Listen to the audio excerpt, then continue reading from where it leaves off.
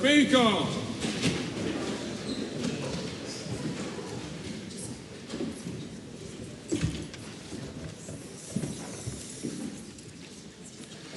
Almighty God, we give thanks for the blessings which have been bestowed on us. Laying aside all personal interests, we acknowledge the King and pray for guidance in our deliberations, that we may conduct the affairs of this House with wisdom, justice, mercy and humility for the welfare and peace of New Zealand. Amen.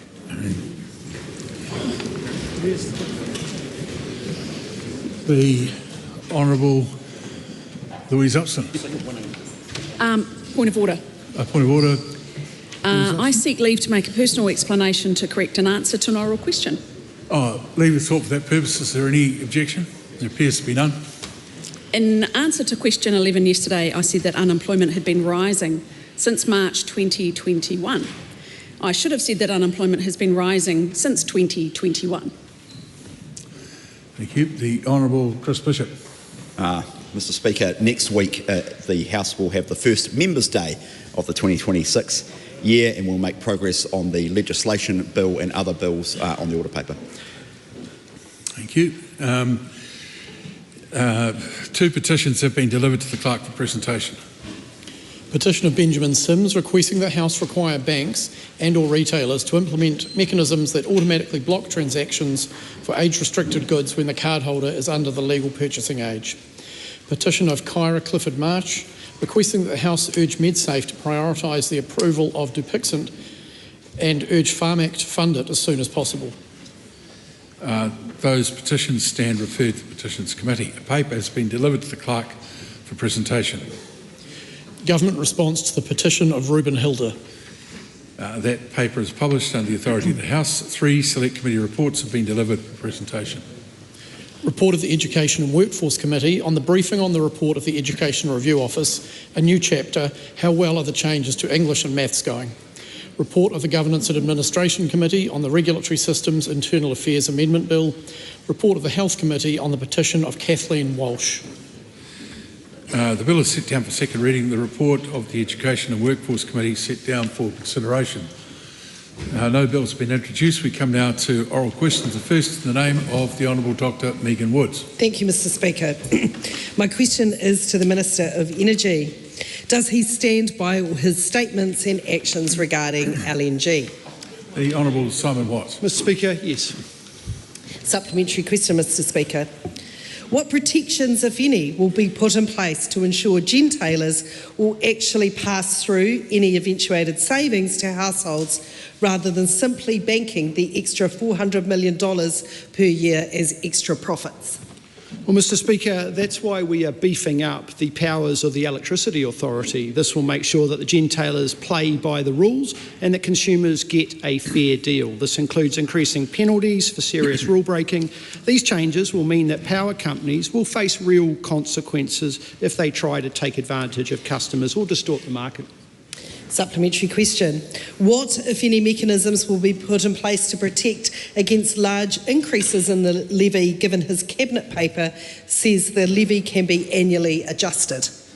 Well, Mr Speaker, the levy that is included within the Cabinet paper refers to the mechanism in which we will cover the costs to build the infrastructure. The infrastructure is still under commercial negotiation, so that exact cost is not yet known, but the levy will be based on what that final cost does land at. Supplementary question. What specific mechanisms will be put in place to make sure LNG is only used in dry years and not as routine baseload supply, which would push up energy costs for New Zealand households and businesses? Well, Mr Speaker, the reason why the government is developing an LNG facility is to provide backup fuel for the electricity generation in a dry year. It is an insurance product for the electricity system. There may be a case to have a secondary benefit in regards to that gas for industry, but its primary purpose is for electricity generation. Point of order, the Honourable Megan Woods. Mr Speaker, I asked about specific mechanisms to ensure that it would be only run in a dry year. The Minister didn't address what any of those mechanisms would be. This would be important because if it is used for other than dry year backup, it does have the potential to increase prices. The Minister may like to add to his answer. Supplementary question. Has he received any advice or modelling on what investing the up to $2.7 billion in alternatives such as solar and storage, load shifting, energy efficiency, fuel switching and accelerated renewables, to name a few, as opposed to leasing an LNG terminal, would do to wholesale and retail electricity prices? And if so, will he release that modelling? Mr Speaker, all of the information in regards to the modelling has been released by my officials yesterday. MB did consider a long list of 11 different options, including renewables, demand response and new thermal plant. All of these were considered. However, none of those, with the exception of LNG, were deemed to be feasible, nor provide the sufficient firming capacity and scale required to meet dry year needs. LNG is the right option, Mr Speaker. The maths is simple. Supplementary question. Supplementary question, the Right Honourable Winston Peters. Could I ask the Minister, is there a time that he might take some advice from the very person who shut down the critical energy infrastructure at Marsden Point? Well, that's not something that he can comment on. Point of order. Yeah, point of order, the Right Honourable He Winston most certainly can comment on whether he's going to take that advice from that person. What's wrong with that?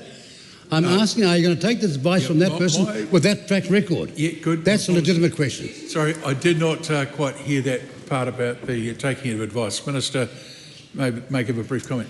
Yeah, I have no requirement to take advice from that member. Supplementary question.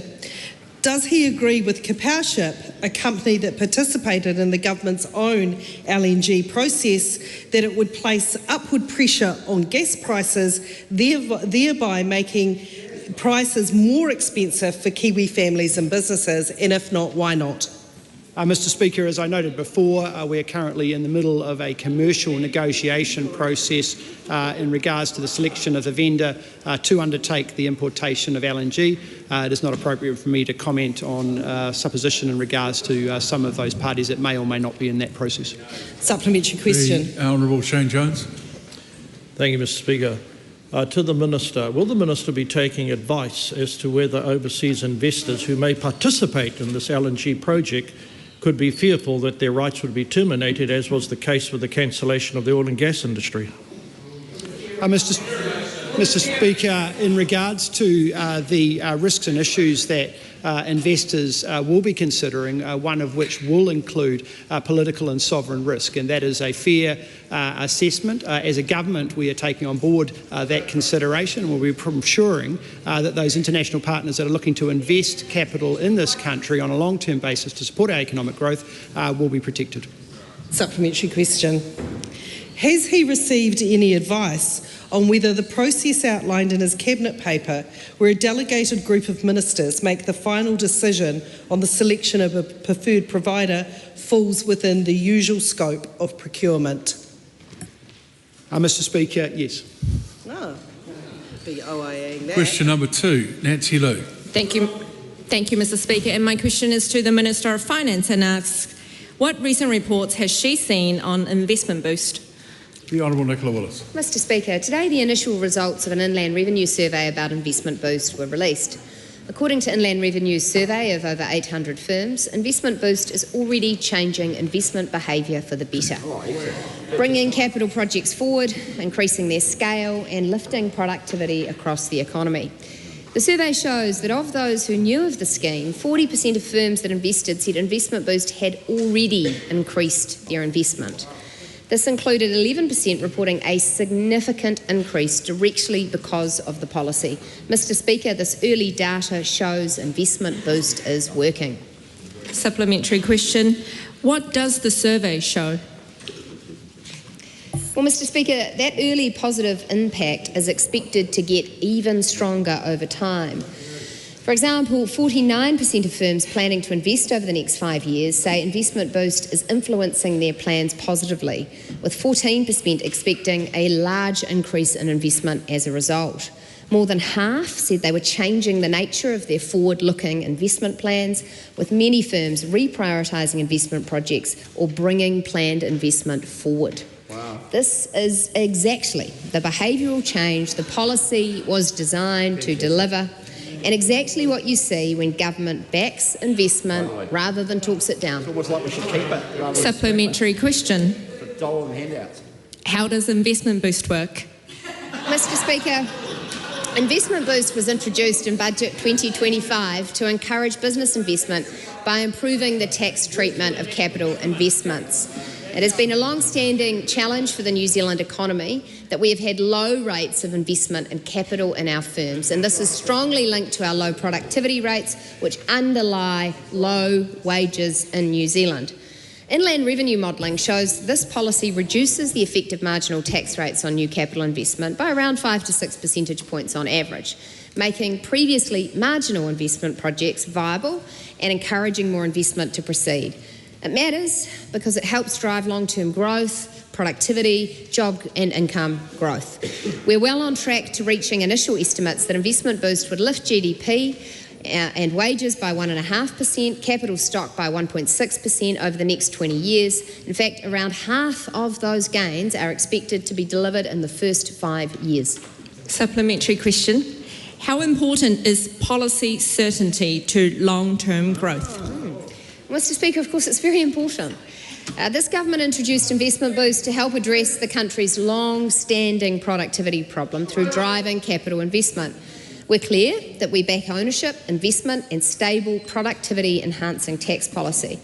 But a policy like this one only works if businesses believe it will endure. And what businesses want to know today is, will Investment Boost be retained as a permanent fixture of our tax settings to unlock growth through future election cycles? Or will it be sacrificed to fund ever higher spending? And those members opposite owe hard-working Kiwi business people an answer on that question today. Question number 3, Laura McClure. Thank you, Mr. Speaker.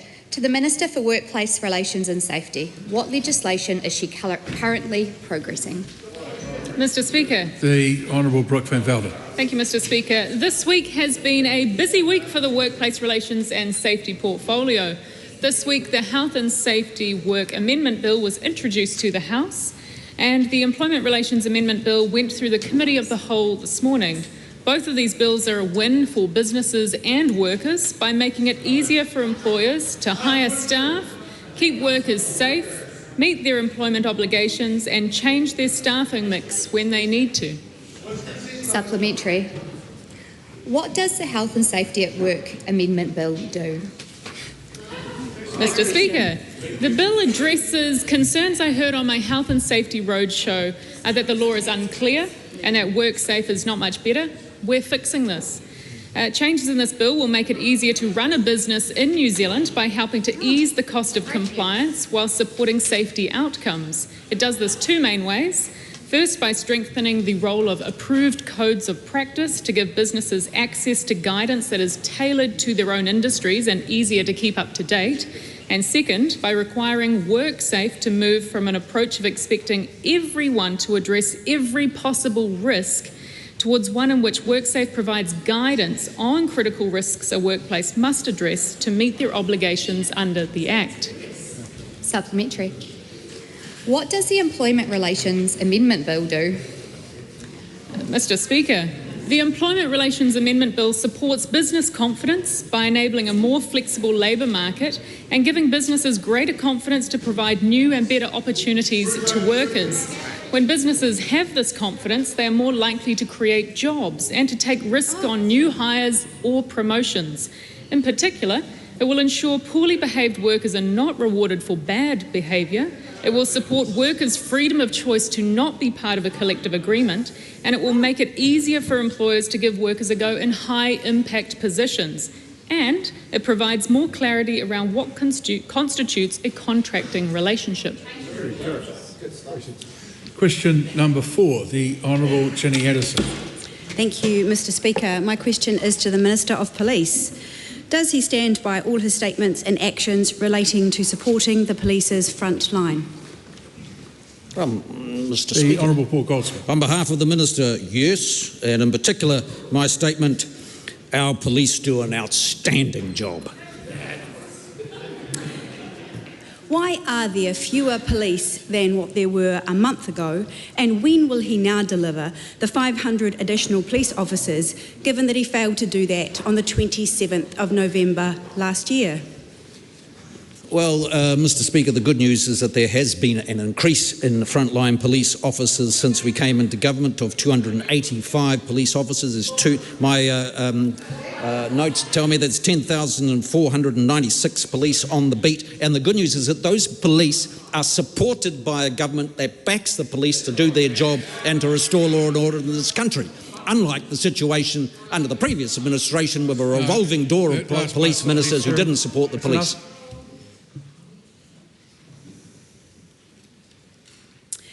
How can he claim that he is supporting the front line when the Police Association reported in February that almost 60% of police officers have considered leaving due to insufficient pay and staffing shortages? Mr. Speaker, like I say, we support the police, and of course there's always challenges in a very tough and difficult job, and that's what they do on behalf of all New Zealanders to keep those New Zealanders safe, and we back the police. And the most important thing we do is give them the support through extra budget. We had more than $480 million over 4 years to support the front line in budget 25, and an extra $226 million under budget 24 to support the extra police officers. This government backs the police.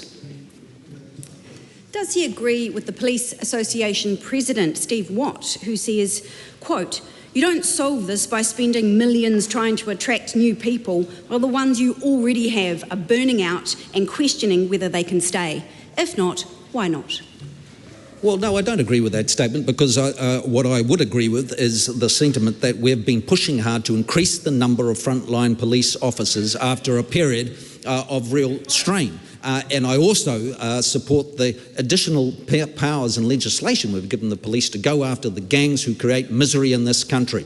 And after years where we had mixed messages to gangs about sometimes being against them, sometimes being for them, sometimes paying for them to do work for us, this government has sent a clear message, back the police with tough legislation, and that's the most important thing.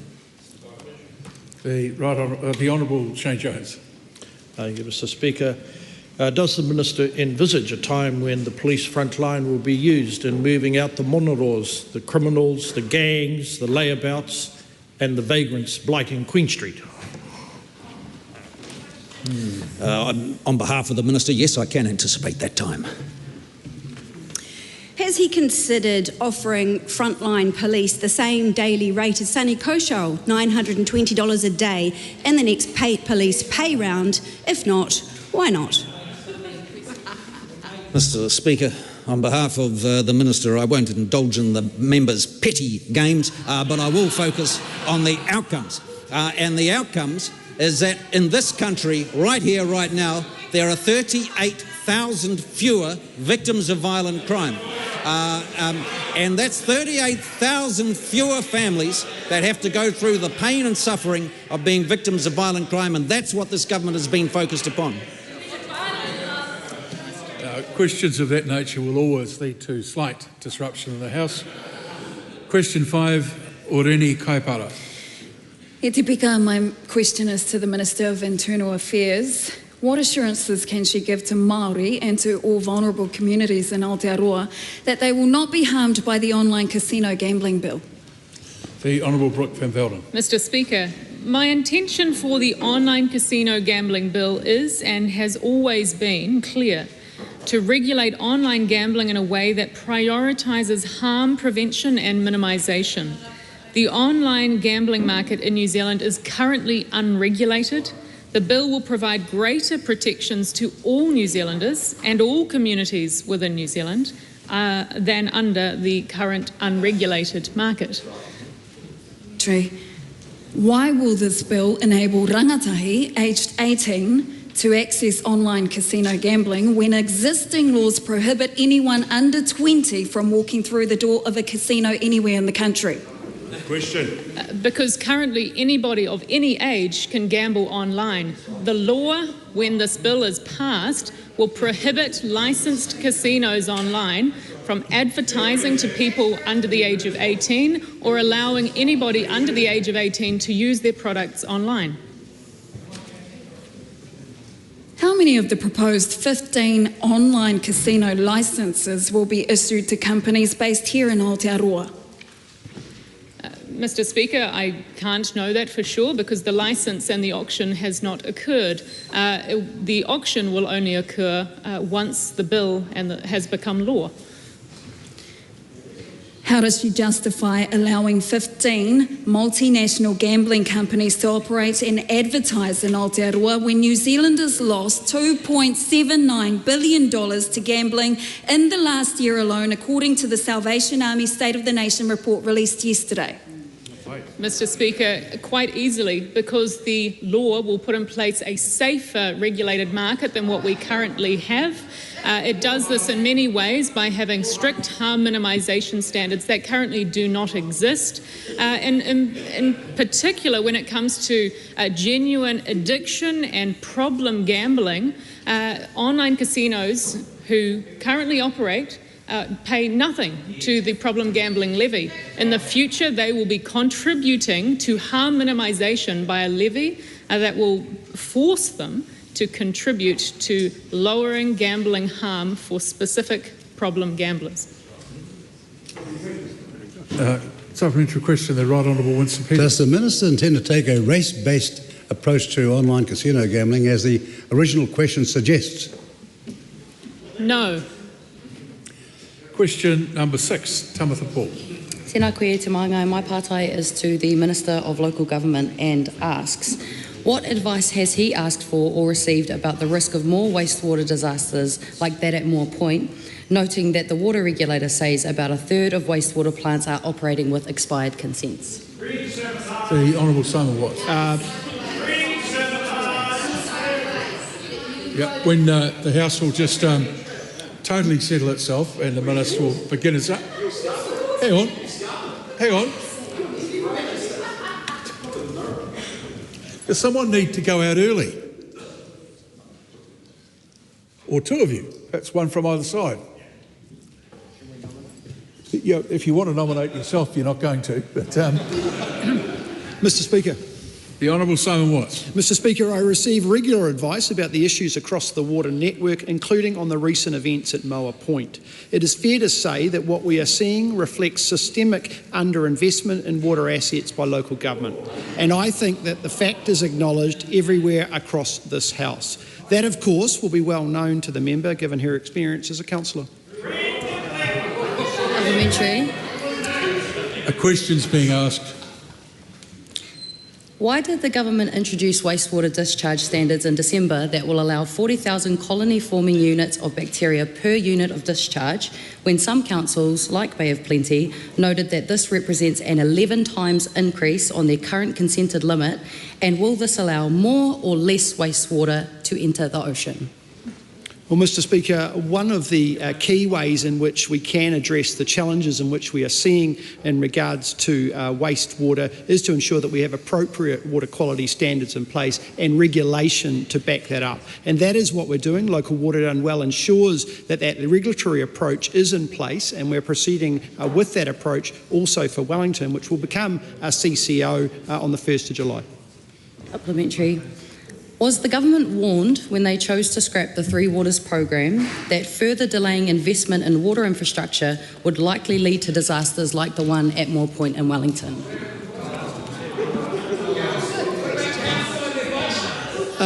Mr Speaker, it's too early to be drawn to conclusions on what has happened at Moa Point.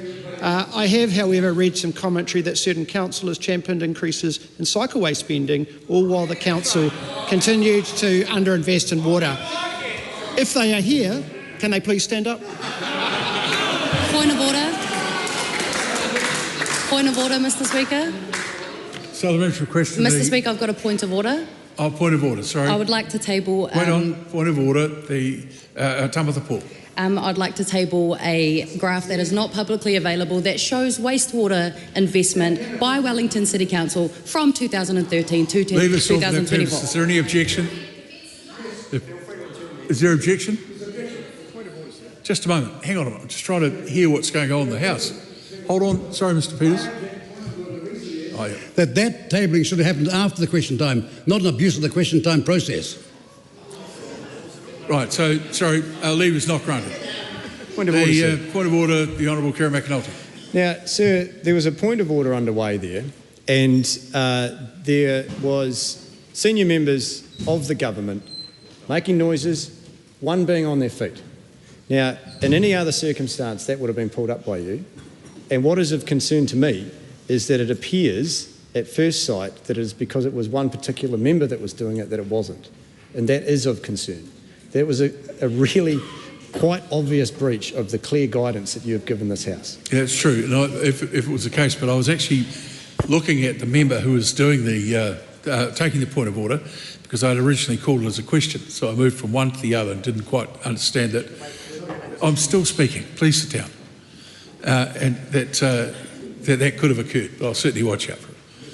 Right. Supplementary question. Supplementary question, the Right Honourable Winston Peters. What reports has he seen of Wellington City Council Tamatha Paul moving empty, virtue-signalling motions to do, quotes, whatever it takes, in the quotes, to prevent sewage overflow with no practical bearing on budgets whatever, Good, okay. Well, while voting time and time again to blow out funding for cycleways as the water bills flow down the pipe?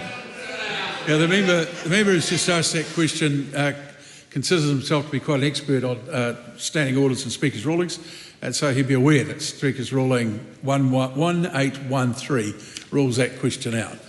Supplementary. Tamatha Paul. Thank you. Does he believe that the private company operating the Moore Point wastewater plant should be held accountable for the environmental disaster occurring on Wellington's south coast? And if so, what will he do to ensure that this happens?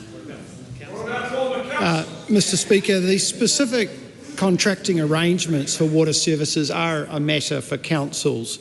I expect the contracting arrangements to be considered as part of any review or investigation that is undertaken. I'm pleased to say that under this government, water assets are staying owned by local communities. Supplementary, Cameron Luxon. Thank you, Mr Speaker. What advice has the Minister received on the effect of successive Green Labor councils prioritising spending on cycleways, art house public toilets and utopian urban development designs instead of basic water infrastructure? You've got to have a question, supplementary has to line itself largely with the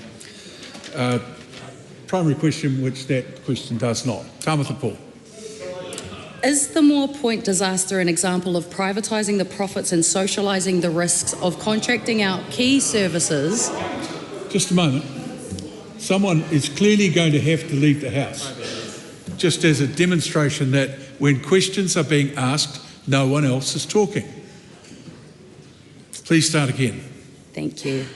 Is the Moore Point disaster an example of privatising the profits and socialising the risks of contracting out key services, noting that Veolia is paid $17 million a year to operate by Wellington Water and there is no evidence of them paying any penalties for those failures?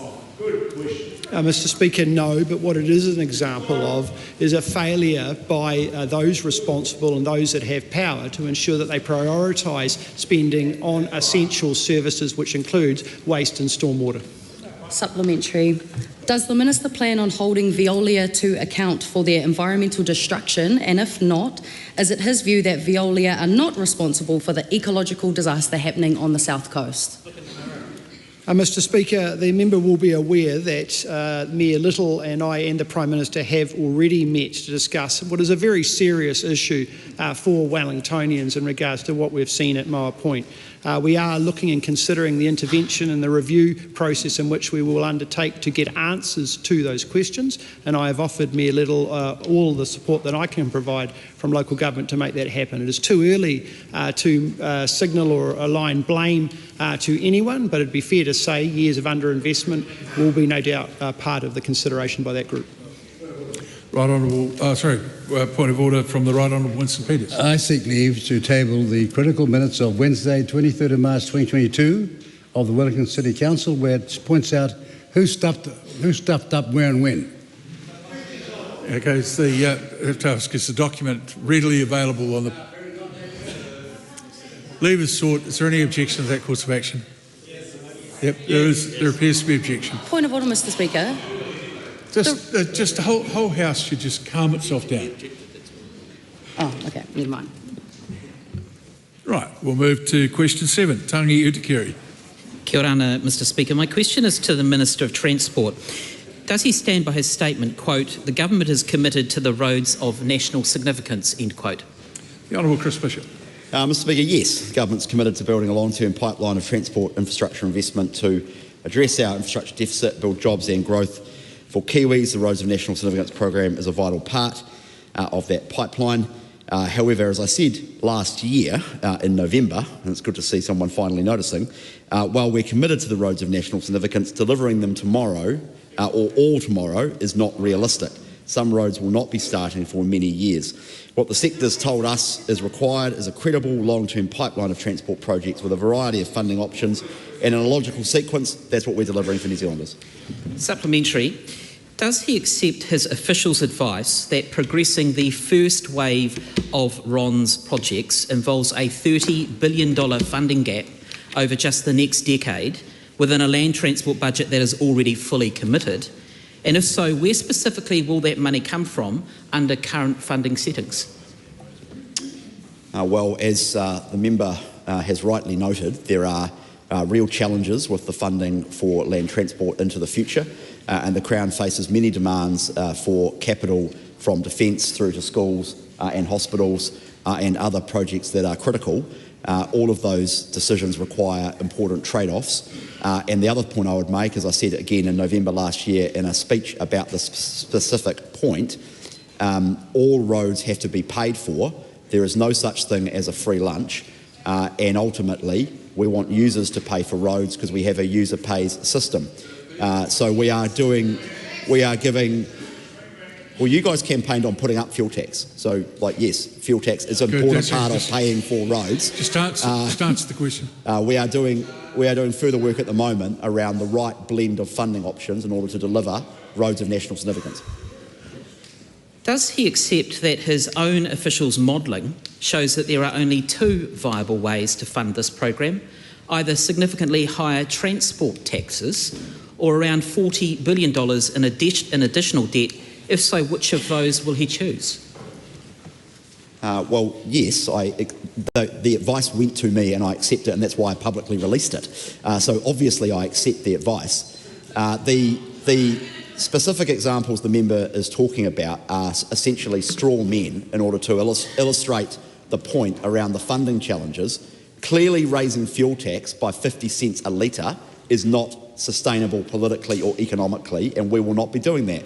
Likewise, borrowing $40 billion in order to fund the Roads of National Significance program is also not realistic or economically responsible. However, within those broad straw men that make the point, there are a range of different options, including tolls and other forms of charges and fuel tax. But ultimately, if New Zealanders want high-quality transport infrastructure, someone has to pay for it, and you get what you pay for. Supplementary. Supplementary, Tangi Utikiri.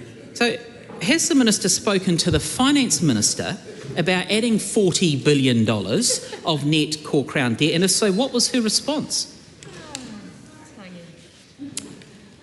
There would be very few people in Parliament with the exception that I don't talk to more than the Finance Minister. I sit next to her. we have had many conversations around. We have had many conversations around transport funding challenges, and we are doing work on that, as I've said publicly, for 4 months. This is a challenging situation for everyone. We are doing work on it, and I'll have more to say soon. Tim Costley. What announcements has the Minister made today about roads of national significance like Transmission Gully? Well, Mr Speaker, I'm very pleased to announce today that Transmission Gully, I hope the member didn't just say that was stupid, because that will be very interesting news to the people of Kapiti and Wellington. Transmission Gully is going to 110 kilometres per hour, making it faster and easier for Kiwis to go north to the mighty electorate of Kapiti. Supplementary. Why is he prepared to spend $56 billion on roads at the expense of funding for hospitals, schools and critical public infrastructure? Well, the member sets up a completely false dichotomy, and that is not the binary that is before the government. We are committed to, well, you guys should read your last GPS, because you campaigned on many of the roads that we are now delivering. So you might want to actually look at what you campaigned on. It's like history passed them by. It's like they didn't live through the years they screwed the country. But anyway, we are committed to a long-term transport infrastructure pipeline made up of not just the roads of national significance, but important public transport projects like the Eastern Busway, funding for which was announced for the final stage today, like the Northwestern Busway, which is a really important project in Auckland, and also the second harbour crossing in Auckland, which the country will have to confront in due course as well. We are committed to that pipeline. The point I have made for 4 months now, and the member seems finally to be catching up on, is that roads and public transport has to be paid for, and we are working our way through that, and I'll have more to say soon. Supplementary question, the Honourable Nicola Willis. Is the Minister aware of feedback from the infrastructure sector who are looking for more bipartisan commitment to infrastructure planning? And is it helpful or unhelpful for other political parties to suggest they would cancel roads of national significance? Well, Mr Speaker, one of the consistent pieces of feedback I think many members of the House get is that what we need to do as a country is have some degree of stability about a long-term transport pipeline. We are committed to building that. We are being completely upfront and transparent with New Zealanders around the funding trade-offs required to deliver that. That's why I proactively gave a speech about it and released the material. The member seems to think he stumbled upon some grand new piece of information. And we are committed to building that pipeline, and it will be great to get the opposition support for that. Question number 8, Tim Costley. Thank you, Mr Speaker. To the Minister of Housing, what progress has Kaingaora made on its turnaround plan? The Honourable Chris Bishop. Mr Speaker, last year we announced the Kaingaora turnaround plan. I'm really pleased that since then the organisation has made good progress getting its books back in order and improving performance, delivering lower debt, lower build costs, a strong renewals program, less rental debt and higher tenancy satisfaction. Well, Mr Speaker, why did Kaingaora need a turnaround plan? Well, Mr Speaker, when we came into government, debt for Kaingaora on its balance sheet had risen from $2.3 billion in 2017 to $16.5 billion in 2023-24. The 2023 board-approved budget showed debt forecast to grow to $24.8 billion by 26-27. From 2017 to 2023, the waitlist for social housing grew by 20,000 people. The situation was unsustainable. Something needed to change. We commissioned an independent review. We've changed the board. The turnaround plan is in place, and we're now making good progress. Well, can the Minister tell us what Kaingaora's expected peak debt is and how that has changed? Mr Speaker, before the turnaround plan, Kaingaora's peak debt was forecast to be, listen to this, $29 billion in 2032-33. Turnaround plan brought that down to $21.3 billion, and now a year into the plan, debt is expected to peak earlier in 29-30 at $19.5 billion. That is a total reduction in peak debt of $9.5 billion so far. That is debt borrowed by the government that we will not have to repay thanks to the fiscal prudence demonstrated by the new organisation. In 2 years of proper stewardship, the savings have helped to fund 2,000 additional community housing, social housing places, the Greenfield model to enable delivery of thousands of new homes and other cost pressures in the housing portfolio. We're saving taxpayers' money and delivering high quality public services. How are tenant and community outcomes tracking? Well, Mr Speaker, some might say that the reduction in debt and cost savings have come at the expense of tenant outcomes. The great thing is, Mr Speaker, tenancy satisfaction is rising, vacancy rates are lower, fewer tenants are in rent arrears, and Aotearoa is doing a better job of managing tenants to support safe, respectful communities. When we came into government, 80% of tenants were satisfied with their homes and 70% felt safe. The figure now is 87% of tenants satisfied and 90% of tenants feeling safe. Vacancy rates have dropped from 5% to 2%, and there are far fewer people in rent arrears, a drop of over 3,000, and we are taking antisocial behaviour seriously. At the end of 2023, it took Aotearoa 38 days to resolve disruptive behaviour complaints. That is now down to 9 days on average. What this shows is that throwing money at something or an organisation does not necessarily lead to better outcomes. What you need is focused delivery. Question 9, Scott Willis. Just wait for the House to give you some respect. Thank you, Mr Speaker. My question is to the Minister for Energy. What is the total estimated cost of infrastructure and annual lease fees over 15 years for the proposed liquefied natural gas import terminal? The Honourable Simon Watts. Mr Speaker, the government is currently undergoing a commercial procurement process with multiple parties, so it would be premature to provide a total estimated cost at this time. I can assure the House that the selected option will represent the best value for money and it will deliver savings to households. Supplementary. Does he accept Bernard Hickey's analysis that the total cost to regular Kiwis over 15 years for LNG infrastructure could be as much as $2.7 billion? If not, why not?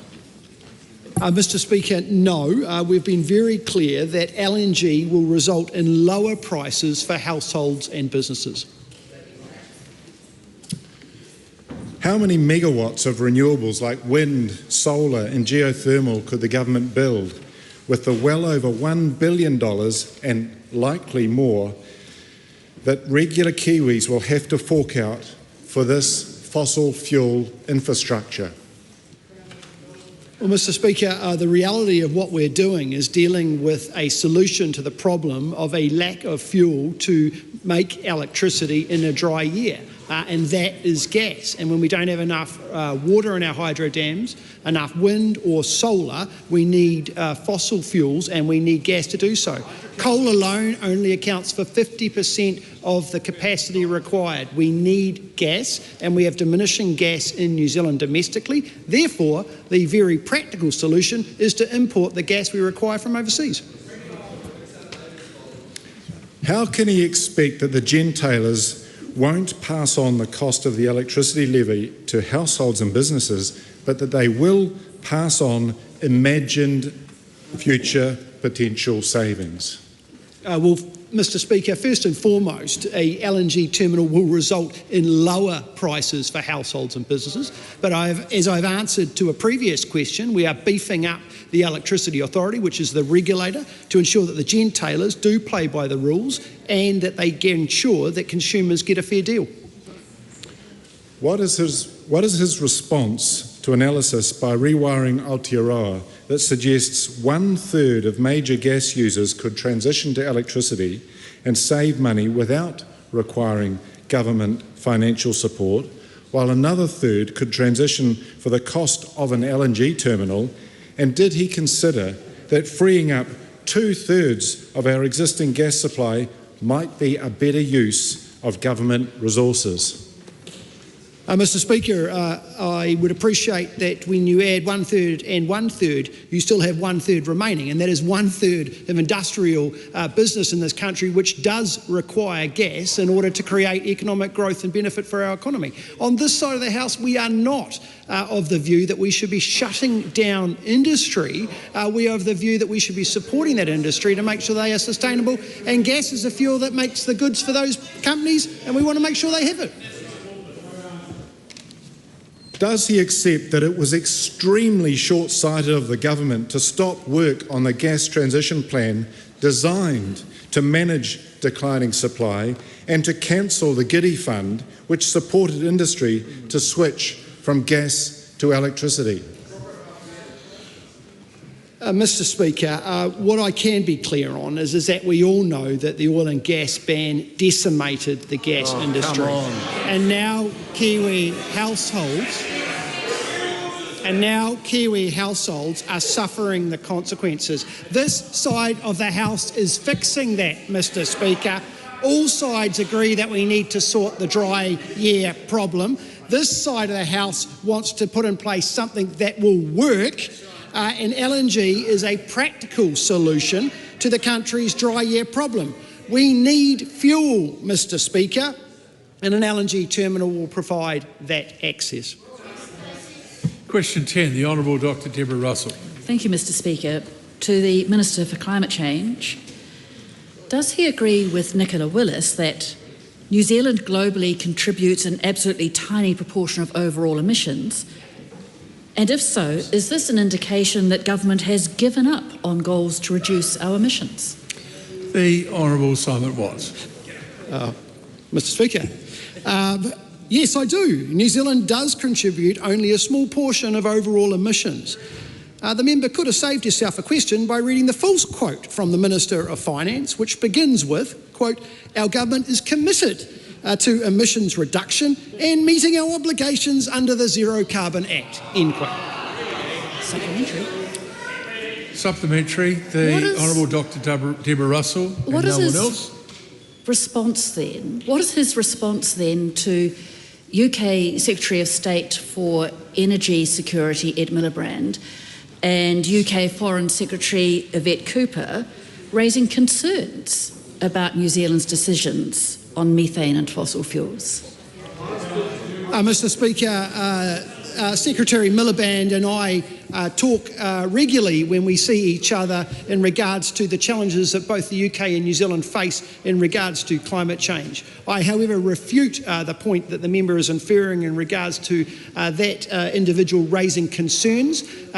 Secretary Miliband and I talked more broadly, obviously around agricultural emissions, because that is a key aspect of both of our economies, and we talked about the way in which New Zealand is actually leading in terms of agricultural emissions innovation investment to deliver reductions in those emissions, and he was very interested to hear more about that. Do the reports that Secretary Ed Miliband and Foreign Secretary Yvette Cooper have raised concerns about New Zealand's decisions on methane and fossil fuels suggest that our trade agreements might be at risk because of our declining ambition with climate? Well, Mr Speaker, again, I refute the inference by that member that the individuals in which I interact with raise concerns. We do talk around a wide range of aspects of policy, as you would expect. And it was very positive that Secretary Miliband and I talked about, for example, the great progress that we're making around building renewable generation capacity in this country. And he was very pleased to hear that actually often we're operating at 98% renewable for electricity generation. So it is a good opportunity to be able to share some of the good progress we're making around emissions reduction. Has Cabinet received any advice on the risk of trade retaliation or sanctions under the enforceable climate clauses in our free trade agreements? Mr Speaker, we regularly, and as Minister of Climate Change, receive advice in regards to a wide range of factors. However, in regards to the member's question in terms of concerns, I have no concerns in regards to the points in which the member is raising.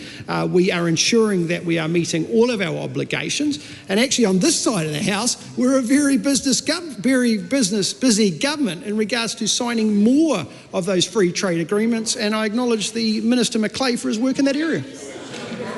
Supplementary question, the Right Honourable Winston Peters. No, sit down. Oh, I'm sorry. Point of order. I'm sorry, it's a point of order, the Right Honourable Winston Peters. No, I'm a point of order. Question. Sorry, hang on a minute. Hang on. You've got to be... you gave me the question, then he jumped up out of turn that and was gave one the point of order. The point of order trumps a question, so... That's right. You've been trumped, Mr. Peters. Sorry? He's been trumped. Listen, sit down. Don't waste the House's time with that sort of stuff. No. Can I ask my point of order, Mr. Speaker? Point of order. Thank you. Francisco Hernandez. Thank you, Mr. Speaker. I seek leave to table the Freedom of Information Act request that Dr. Deborah Russell is referring to, wherein the UK government is expressing concerns. Is it a document that is... It's not publicly available. It's from a Freedom of Information Act request. No, it's from a Freedom of Information Act request. And if it's from a the Freedom UK. of Information Act, how's it not publicly available? Because they're released to private individuals and not disclosed publicly. That's Leave quite the floor often for the that case. purpose. Any objection? Appears to be none. Question, the Right Honourable Winston Peters. Can I ask the Minister as to whether Miliband has talked to him about his views on China, India, Russia, USA, being 60% of the world's emissions now? Mr Speaker, I regularly engage with colleagues, including Secretary Miliband, ensuring to discuss and ensure that all countries are providing contribution in regards to emissions reduction. But first and foremost, my priority as Climate Minister is to ensure that New Zealand is playing its part. And as a government, we are committed to the targets and we are on track in regards to meeting those. Supplementary. Isn't the reality that one of our most significant trading partners has expressed concerns over our commitments to climate change, and that by obfuscating around that and refusing to accept that reality, he and Christopher Luxon are actually gambling with our exporters' livelihoods by not meeting our climate commitments? Look, I think it's an interesting way to put a question, that you can't make an accusation like that. Ask the question again without the bits added. Isn't the reality that he and Christopher Luxon are risking our exporters' livelihoods by backsliding on our climate commitments? No, you can't. Try again. Okay. Isn't it the reality that he and Christopher Luxon are risking our exporters' livelihoods by not meeting our climate commitments? No. A point of order, the Right Honourable Winston Peters. Mr Speaker, you put a motion as a request to table a document. Did you notice, though, they didn't have the document? He doesn't. He's got till 4 o'clock to do that. Pardon? He's got till 4 o'clock Yeah, to do that. but you didn't tell him that. Eh? He only arrived here yesterday. Yeah. Sorry, just so everyone is clear, if leave is granted to table a document, it needs to be tabled by the end of the day. Question 11, Maureen Pugh. Mr Speaker, my question is to the Minister of Conservation and asks, what recent announcement has he made regarding conservation concessions? The Honourable Tama Portaka. Today I've made announcements regarding the grant of a 38-year concession for the remarkable ski area near Queenstown, Tahuna, and a grant of a 30-year guided walking concession on Milford Track, and a grant of a 25-year concession for Te Ana'au Caves in Fiordland, Te Rua Te Moko. These concessions strengthen iconic destinations and regional economies while protecting the environment. Long-term concessions give operators the certainty that they need to invest, train staff and plan ahead. How will regional South Island communities benefit from these decisions? It's Māngai o Te Whare. These concessions underpin jobs, transport, accommodation and conservation across some of our most well-known visitor and manuhiri hotspots, Queenstown, Te Ana'au and Milford Pio Pio Tahi, which is experiencing a record summer, Minister Upston. The long-term certainty that these decisions gives means operators like Paul Anderson, the CEO of NZ Ski, at the Remarkables keep investing in safety, infrastructure and visitor experiences, building the future economy of the region and the Speaker's home island. Supplementary. How does conservation support New Zealand tourism? E te māngo te whare, our majestic conservation lands and waters are some of Aotearoa New Zealand's biggest tourism magnets, enabling 3 to 4 billion of tourism receipts every year. And to that I say ka wani care. Not only is the conservation estate a VIP in attracting people to New Zealand, once here 65% of international manuhiri go walking or tramping and 45% visit a national park while in this country. 1 in 5 of DOC's 8,000 permissions are for tourism activities. Supplementary. What is the government doing to improve decision making for concessions? E te māngo te whare, te papaatawai. The Department of Conservation is doing the mahi, clearing up the backlog of concessions and speeding up decision times. Application volumes have reduced from around 1,300 in September 24 to around 500 today.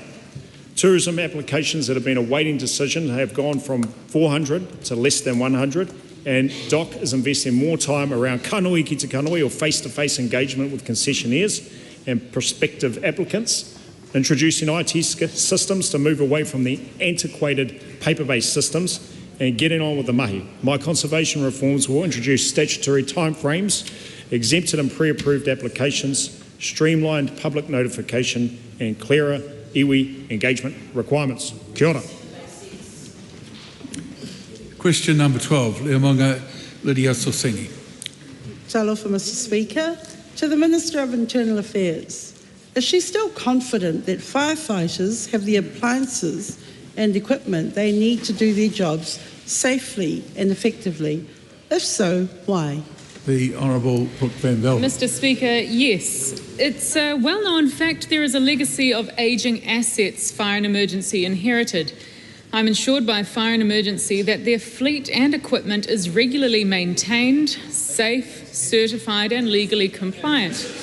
They have also assured me they have a robust servicing program of planned maintenance and repairs, and there is an ongoing program of asset replacement.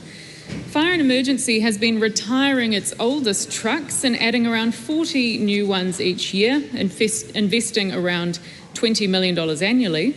A further 78 trucks are on their way, in addition to the 317 already delivered since Fire and Emergency was established. How can she be confident given the continual failure of aerial appliances, including 32 breakdowns of high-ladder trucks in 2025 in Auckland alone? Mr Speaker, I do have confidence, and I know that all New Zealanders wish to have confidence that the right resources will arrive quickly to an incident. With a fleet of around 1,300 trucks, operational issues are unavoidable, but they aren't evidence of a lack of investment or safety. To the issue of the aerial appliances specifically, I understand Fire and Emergency is investing $12.5 million in 5 new aerial appliances scheduled to arrive this year. Supplementary. How can she be confident when both Rotorua's and Hamilton's aerial appliances and Greaton's command unit failed at the Taupo Nui Aotea College fire over the weekend, with Greaton's appliance unable to reach the scene at all? Mr Speaker, look, I've been assured Fire and Emergency is undertaking an incident review in relation to Taupo, and including the tactics that were used. I am advised in this instance that alternative tactics were available to firefighters while the aerial appliance was unavailable, and would reiterate that Fire and Emergency is investing $12.5 million in 5 new aerial appliances scheduled to arrive this year. But in relation to the other specific instances that she has been referring to, in any instance, firefighters can apply a range of tactics, including using hoses at height to direct water onto a fire, Doing this from an aerial appliance or from a roof are both tactics which an incident commander may consider depending on the circumstances, the type of incidents and the resources available. But look, I would once again reassure the public that while there may be some breakdowns, because of course with a fleet of 1,300 trucks, there are always going to be some operational issues, but Fire and Emergency operates a network approach to responding to an incident, which ensures that there are backup trucks and crews available to respond as required. So a breakdown does not mean that no one is coming. Supplementary. Why, in the face of repeated equipment failures, which are forcing firefighters to put their lives on the line, including climbing up the sides of burning buildings due to aerial failures, is she cutting more than $50 million a year from the FENS budget? Good question. Mr. Speaker, these things are not connected. One of the things that has been really apparent over the years is that we have an ageing fleet. Very, very important that we invest more, which is what Fire and Emergency is doing. But one of the criticisms I have heard time and time again is that there is too much fat in the back office within Fire and Emergency.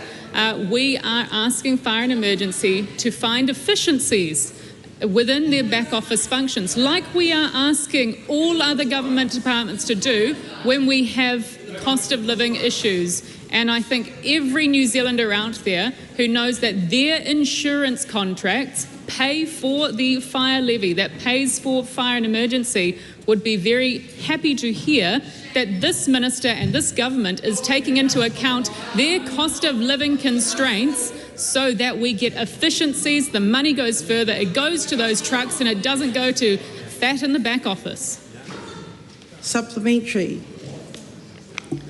Will she cancel her $50 million a year in cuts and instead invest in equipment and appliances to allow firefighters to do their jobs safely and effectively? Mr. Speaker, one of the things I want to make abundantly clear is there are no cuts to frontline trucks and maintenance like the member seems to be alluding to. It has always been the case that when the two fire departments or agencies were merged, people wanted to see some sort of efficiency. That efficiency has never been found, not until this government. That concludes oral questions. Those members who need to leave the House should do so quietly, without conversation on the way.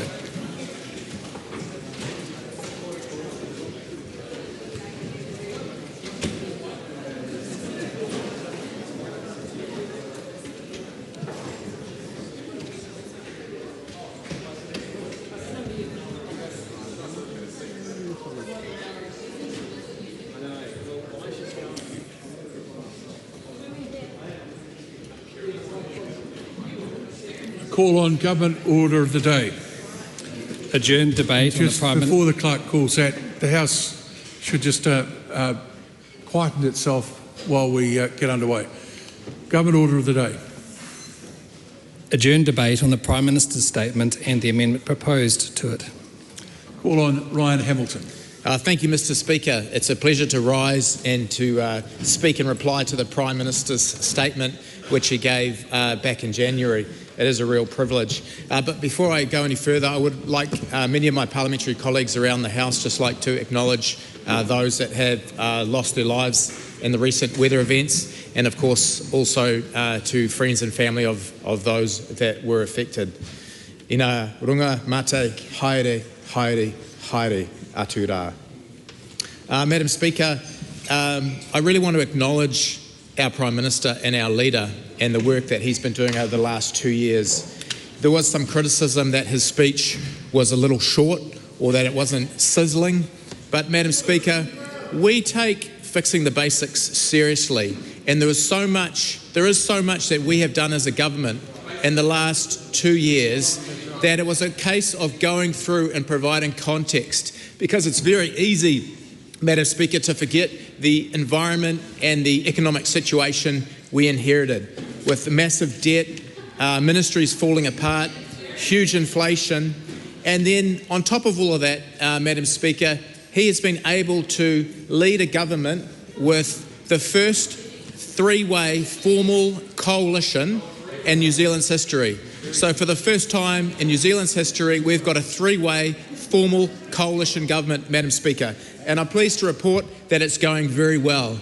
That this government, national-led government with our friends, New Zealand First and ACT, are strong, we're cohesive, and we're ready to go again later this year, Madam Speaker.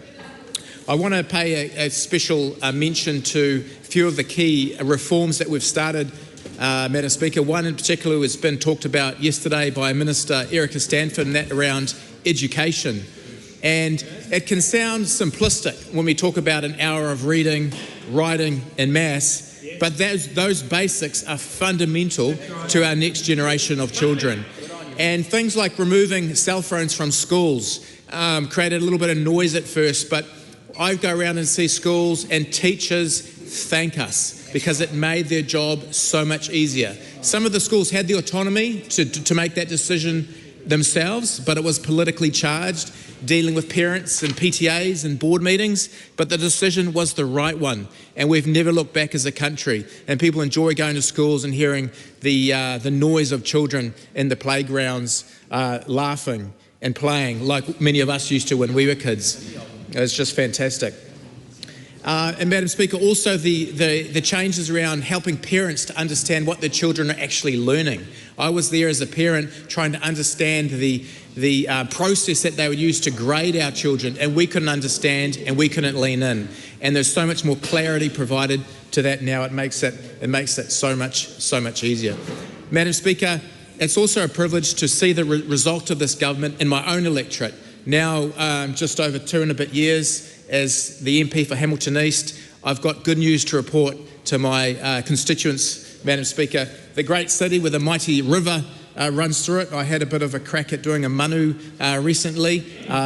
It was terrible for those that saw it, but nevertheless, I had it a go, Madam Speaker, and the community loved it because that river is very special to our community.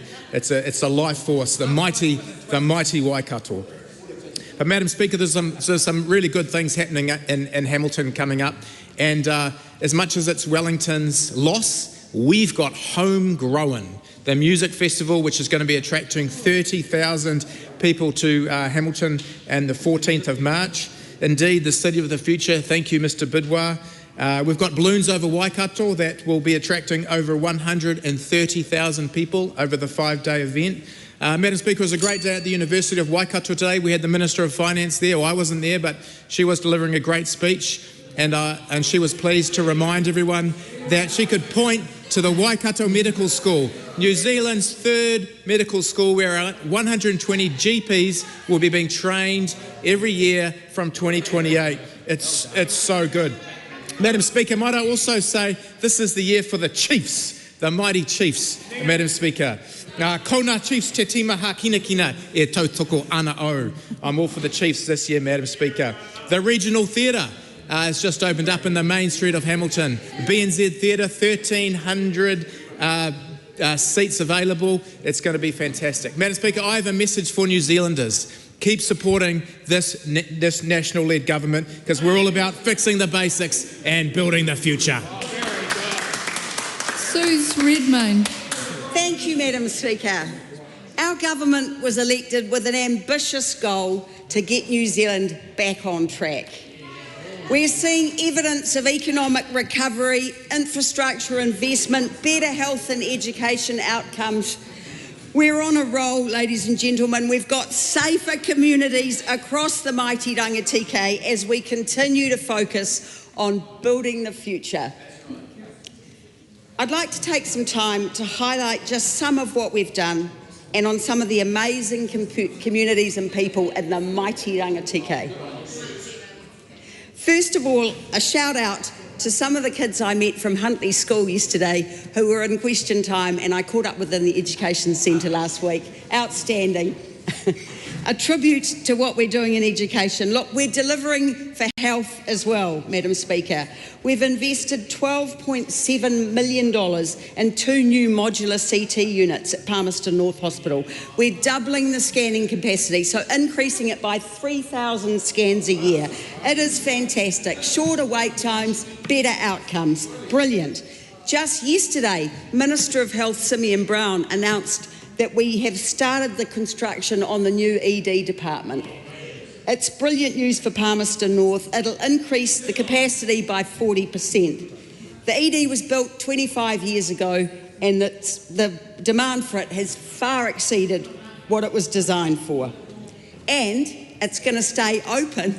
It's going to stay open while they're doing the renovations, while they're fixing it up. It'll be ready in June 26. It's great news for Horowhenua and for the people of the mighty Rangitikei. It's fantastic, I'm telling you, it's fantastic. We're also backing law and order, and we're backing our police too. I'd like to take this opportunity to welcome Inspector Matenga Marty Gray, I was privileged to go to his pōwhiri on Tuesday in Levin, and he is the new area commander for our region. It was great to be at the marae in Levin, the Aotearoa marae in Levin on Tuesday. I'd also like to take this opportunity to thank Inspector Ross Grantham for his 47 years of service to the police force and wish him well in his retirement. He deserves it. Look, one of the core values of the National Party is strong families and caring communities. Building and supporting strong families and caring communities. And as the local MP, one of the things I enjoy the most is getting out and about in our community. And it all came together for me at Waitangi Weekend. It started at the Rangitikei District Lions Club, where they have an annual Waitangi Day Gala. Absolutely brilliant. All the money raised it's raised for the community, in the community, and goes back to the community to support local projects. I went to Foxton, where it was an awesome family sort of fun day, and then I ended up in Lake Horowhenua with Muapoku's celebrations in full swing. Met the amazing Lulu, who taught me, believe it or not, with a pasta machine, how to transform flax and make hapani when it has that sort of textured woven feel. Incredible. Saturday and Sunday was all about celebrating our rural roots, and it was all about cheering. We went... So I'm talking about rural roots, I'm talking about... We're backing rural New Zealand in this economy. I'm telling you. When you're renowned for producing the best lamb in the world and wool, $4.5 billion in export receipts, it was great to watch the shearers. Thank you. Yeah. Well, you should be inspired by our farmers, Willie. You should be inspired. And now I've got to tell you a little story about the Argyle and Hunterville. Yes, I will. A little story about the Argyle and Hunterville. A fantastic pub. Listen up. Yeah.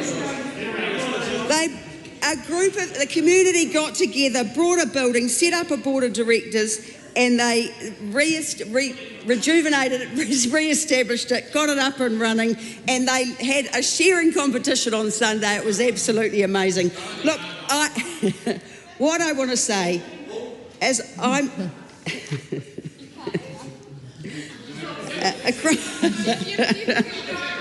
we've seen success across rural New Zealand because of our government's policies. I am proud to say that what drives rural New Zealand drives this government. It's about being relentlessly focused on fixing the basics and building the future for communities and Kiwis across New Zealand. We got there. Honourable Kieran McInulty. And that is left in the gallery. This is actually a debate on the Prime Minister's statement. You wouldn't know it from those last two speeches. We had Ryan Hamilton, who was telling everybody about how he does manus in the river and encouraging people to go and support the Chiefs, and then bizarrely finished with a pleading to continue to support the National Party, which I think actually speaks volumes. And Suze Redmayne, who I actually got a hell of a lot of time for, she resorted to reading out her diary. But the problem with when you share your speeches, you split the 10-minute call between two, is that she only got to Wednesday. So we're going to have to wait till next year to find out what you got up to Thursday through Sunday. But the funny thing is, Madam Speaker, is that both of those speeches were better than Christopher Luxon. And I'm not surprised that neither of them mentioned either the Prime Minister's statement or the bloke who said it, because by golly, that was a dud of a speech. An absolute dud. This is election year. This is the year that the National Party should be talking about all their achievements. Their leader stood up and ran out of puff after 14 minutes. He had 6 minutes spare. He actually ran out of things to say because they haven't achieved anywhere near they are pretending to achieve. And the thing is, deep down, I think they've given up. I actually think they have given up. They've given up trying to find a solution to the problems that are facing this country and the problems that they have created, and what they're doing now is just simply trying to make it look like they're doing things and trying to kid New Zealanders. The thing with New Zealanders, though, is that they are not thick and they are not going to fall for this. Just look at this nonsense that we saw from the government about the firefighters. Firefighters are the most trusted profession in this country, and when they say that there has never been this bad, Kiwis believe them. And Brooke Van Velden did nothing to assuage that. Right. She actually would have made things worse because she knows that things have never been worse, and she knows that this government is making it worse and that they are doing absolutely nothing about it. Look at the roads. They've gone around the country promising almost every community a big flash road. They can't pay for it, and they know they can't pay for it. There is a massive gap in their roading budget, their budget, and Christopher Bishop thinks, I know, I've tried to kid New Zealanders. What I'll do is I'll just tell them, and then when I'm tried to hold to account, I'll say, oh, I've already told them that. It doesn't actually get them off the hook. Right. They have promised $30 billion of roading, more than they actually can pay for, and then they turn around and say, oh no, what this country wants is certainty, because if there's a change of government, they want to know what you're going to do. I'm not sure that's the zinger they think it is. Because inherent in that is the fear, a real fear, that there's going to be a change of government. And there should be a change of government, because just this week sums them up. How are we going to address the cost of living? I know. We're going to put a gas tax on New Zealanders. And then what we're going to do, we're going to tell them that taxing them more will save them money. Genius. Genius. That is exactly what they have done. And I just don't quite get it, because surely they must realise that New Zealanders are smart enough to see through this nonsense. But no, they are still pushing it. They started calling it a levy, but then they realised that a levy is a tax, so we better not call it a levy, and then denied it was a levy, only for Winston Peters to say it was a tax, and David Seymour to say it was a levy, and the Cabinet paper to say it was a levy, but Simon Watt said it was a charge. And then Christopher Luxon said it was a fee. But whatever it is, it's higher costs for New Zealanders, and it is not going to achieve what they said it's going to achieve. There's one way to clear this up. They could release the modelling. They say they have, but they actually haven't. There's a reason why, because it doesn't add up. And neither does their claims that things are getting better for New Zealanders. Now, I've got a question for my colleagues. How many people have come up to you in the street over the last week or two and have said, things are getting better? Any? No, none. And I guarantee if I ask the Green Party, they'll give the same answer. Have you had anyone come to you? No. I don't want to know who's come up to New Zealand First and said things. They've been talking to the cookers, so I'm going to leave that one out of it. But I bet you Actor National will claim that they have, because they are talking to landlords and they are talking to large-scale multinational businesses, the two groups that they are here to serve. They are certainly not here to serve ordinary New Zealanders. They are certainly not here to serve workers, and you only need to look at their voting record this week, where they are stripping rights away from New Zealand workers. The only people who are actually doing it better off because of this government are their mates. They are a party of and for landlords, and that couldn't be more obvious, because that was one of the first things they did when they came into government, was to give landlords a $3 billion tax cut and then turn around and say, sorry, we don't have money to pay our lowest wage workers anymore. We don't have money to put into firefighting equipment. We don't have money to put into all these massive gaps in health. New Zealanders are seeing through it. You can only get a fib through so many times, and it's wearing incredibly thin. What New Zealanders want to see from this government is solutions, not blame, because that is all you get. It doesn't matter. They are the ones that decided to prioritise tax cuts for those who didn't need it. They are the ones that decided to prioritise tax cuts for tobacco companies. And they are the ones that are now underfunding crucial services in this country. And when they turn around and blame the previous government, no one believes them. No one believes them because they know it isn't true. They know it doesn't stack up, and they know that these guys are getting increasingly desperate. This is why they have started little political games like calling for us to support this and support that, because they're worried about losing their jobs. That is why they are starting to do inquiries that report back 1 month before the election, because they want somebody else to blame for their own mistakes. But New Zealanders will see right through it. Just look at their record on housing. We saw the biggest attempt to gaslight today. Look how good we are, Chris Bishop said. Look how good what we've done with Kaingaora. He forgot to mention that actually they've cancelled 3,500 house builds through Kaingaora, and they have cancelled emergency housing. Homelessness is at the highest record ever. Those on the front line are saying it is the worst that it has ever been in living memory. And when the City Mission says it's the worst it's ever been, and they've been around since before World War II, everyone should take note. They have caused the biggest increase in homelessness in this country's history, and then what they try to do is turn around and say, hey, look, we've turned things around, look how good we are, Kiwis will not look through it. And the thing is that just look at the books that have come out today. They are claiming that they have saved $1 billion. Do you know how much they've saved by keeping people on the street, by not giving them emergency housing? $1 billion. There's the savings. The people that are paying for this government's savings are the people that are living on the street.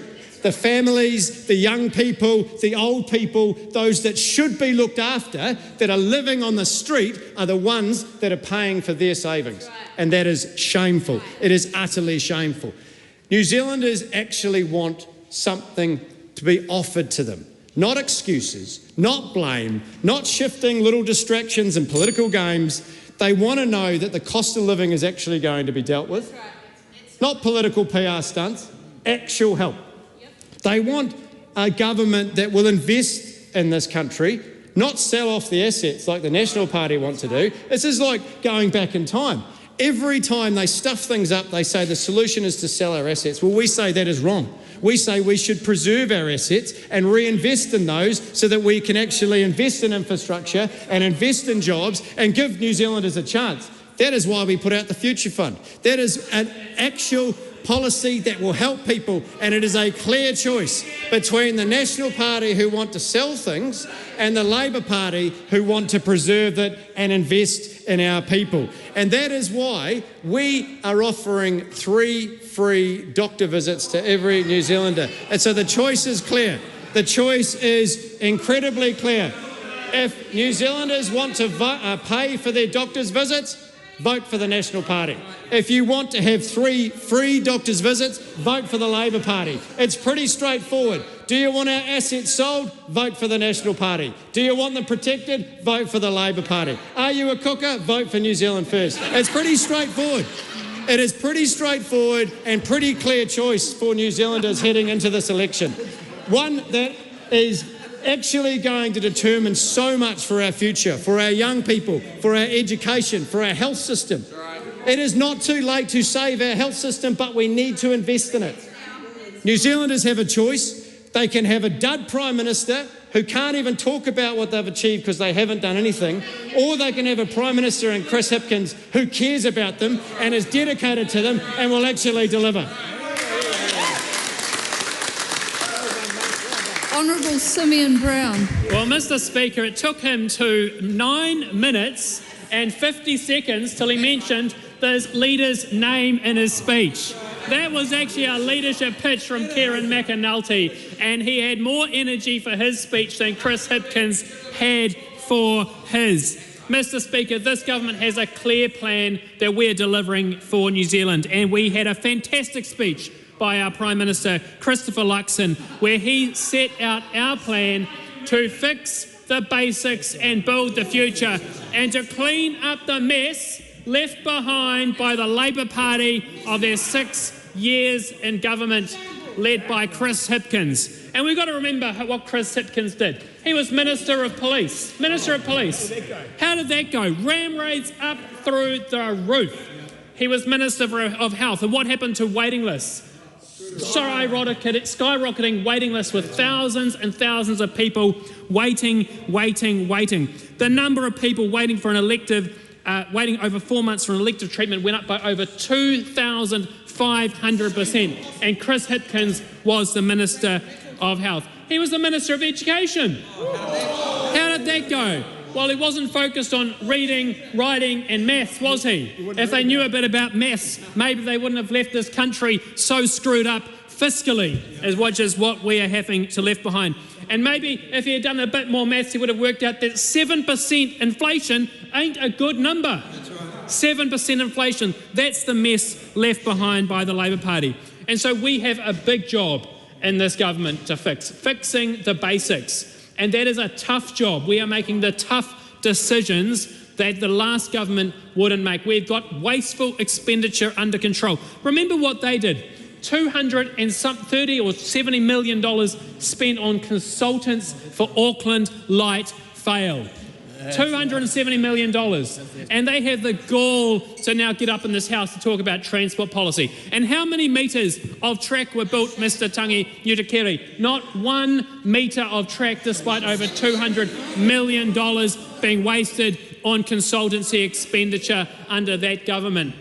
And of course, we all remember up in Auckland, the Harbour Bridge cycleway crossing. The Harbour Bridge, $50 million that they wasted on the Harbour Bridge crossing. And of course, Madam Speaker, that has left all of that and all of the wasteful expenditure through COVID and all of the other things they wasted money on, put inflation up, put interest rates up, and New Zealand homes, households and businesses paid the price with the high interest rates and the high inflation and the cost of living crisis that party left behind.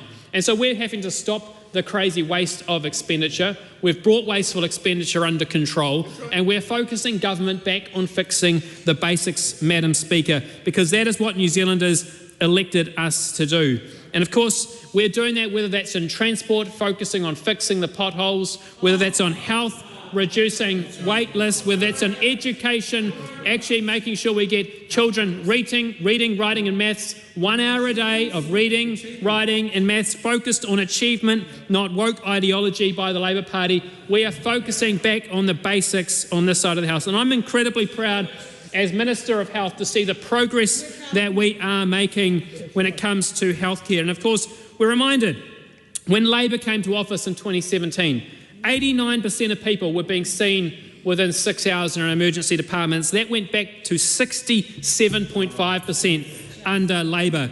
I'm pleased to see the progress that we're seeing with that target now improving and meeting the improved expectations that we are seeing through the improvement of our health targets and the work of our health targets and the work of our frontline doctors and nurses. Of course, the number of patients waiting for an elective treatment over 4 months increased by 2,500%. Well, we've brought elective boosts in. We're working across the public and private systems to get more people, their hips, their knees, their cataracts done sooner. We've hired around 2,000 more nurses in Health New Zealand, hundreds more doctors working on the front line. They were focused on restructuring the health system during a pandemic.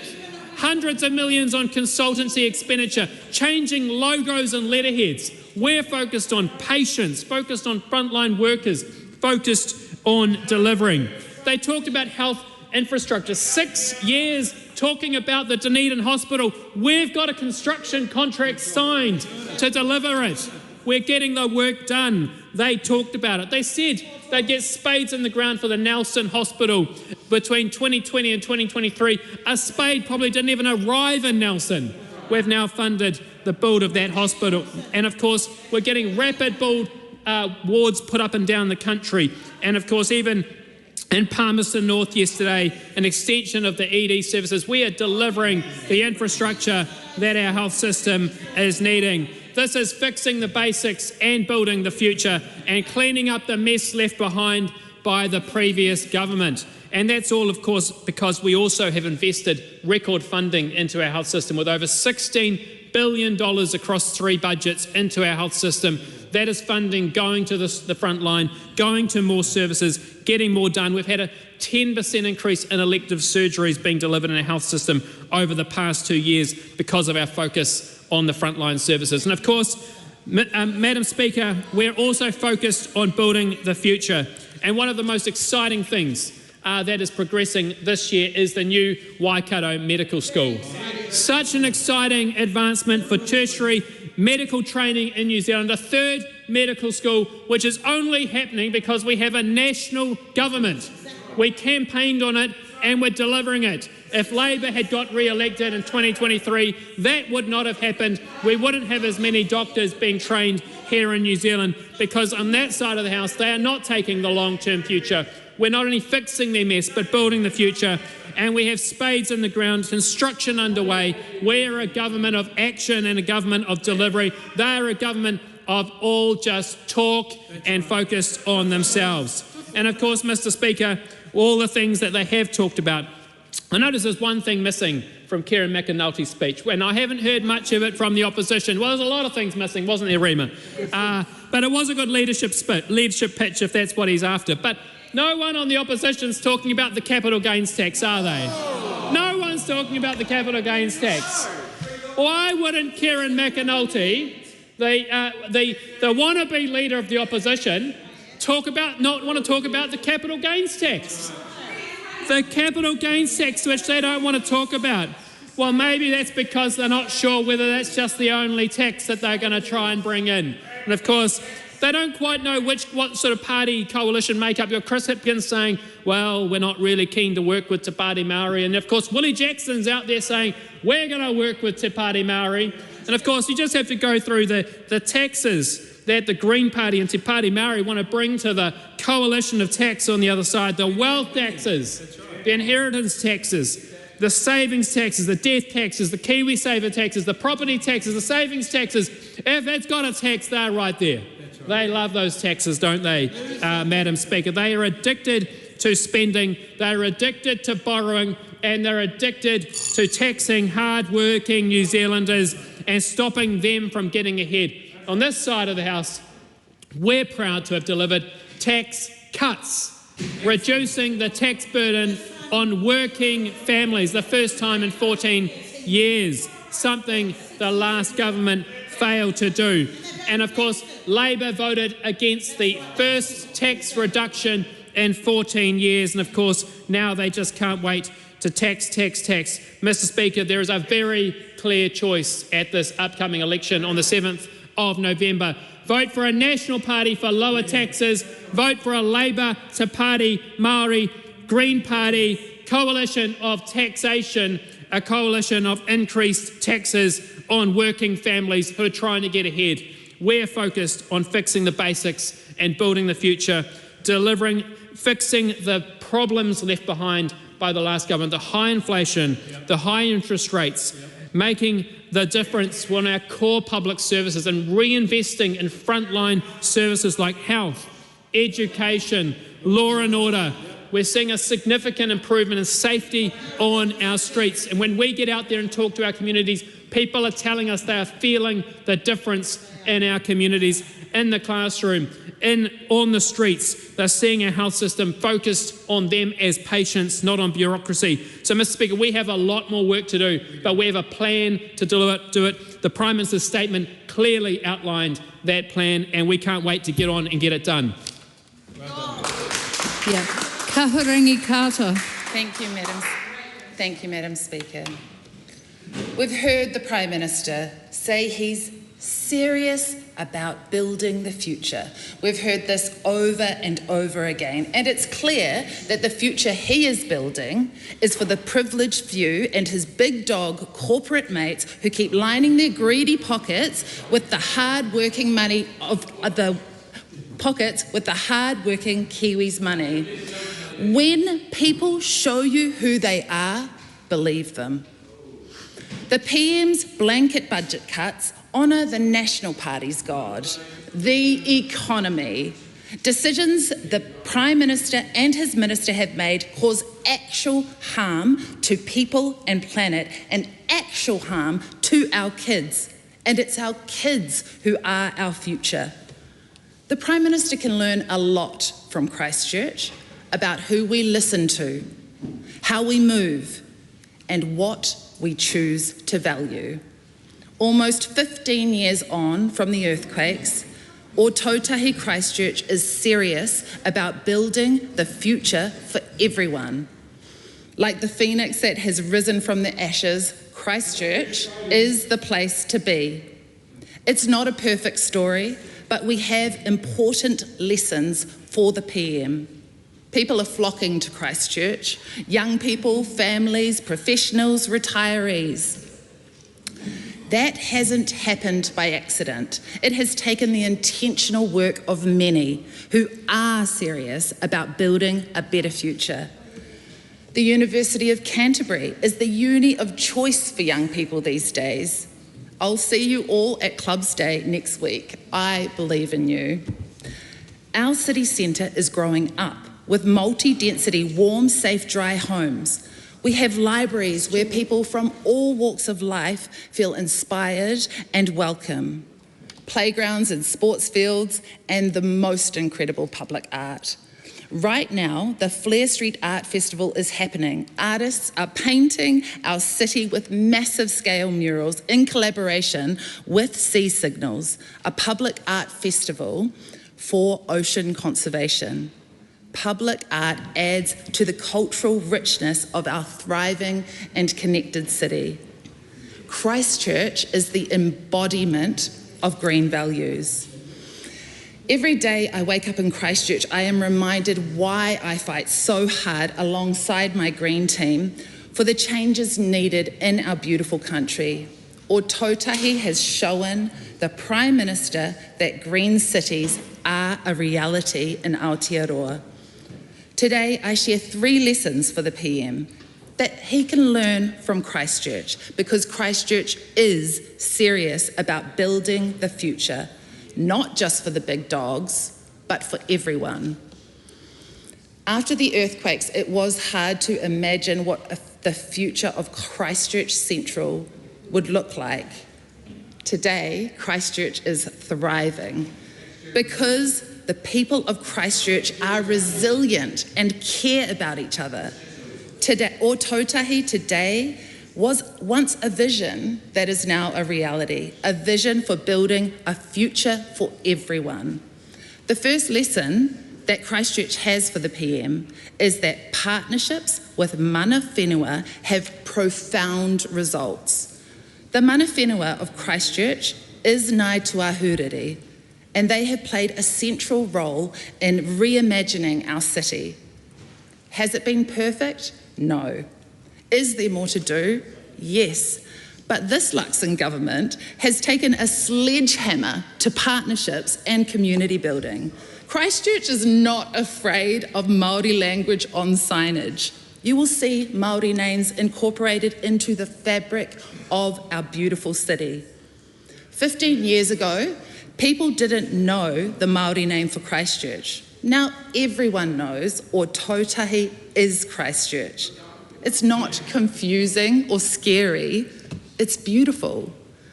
After the earthquakes, our communities came together, Ngāi Tahu, Ngāi Tuahuriri, the local council, local businesses, artists, community leaders, and the wider community, stepping in where the government failed. Today, and together in partnership, they were serious about building the future. Many parts of Christchurch, where people used to live, became a red zone, where thousands of homes were demolished and communities were uprooted. But through disaster comes opportunity, and the red zone, which the Aotearoa Avon River flows through, has become a green zone. And I've joined hundreds of volunteers who have planted over 50,000 native trees already, thanks to the wonderful work of Conservation Volunteers Christchurch, planning a future for our kids and every generation after. The second lesson for the PM is how designing our cities around people, not cars, works.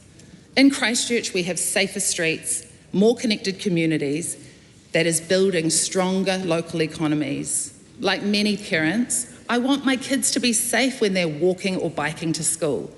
This year, Christchurch was named the #1 most bicycle-friendly city in Asia and Oceania. That didn't happen by accident.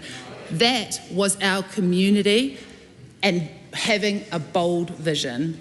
But the Prime Minister doesn't share Christchurch's vision for our future. His government cut almost $1 billion in planned transport funding for Christchurch. We were going to have $800 million for mass rapid transport, and our Green MPs Lan Farm and Mike Davidson, who were local councillors at the time, secured $78 million for bus improvements. But Luxon's government was like, nah, actually, we know better. There would have been money left for cycleways also. Almost $1 billion secured for Christchurch, ripped away by Luxon's government. But still, Christchurch will rise like the phoenix.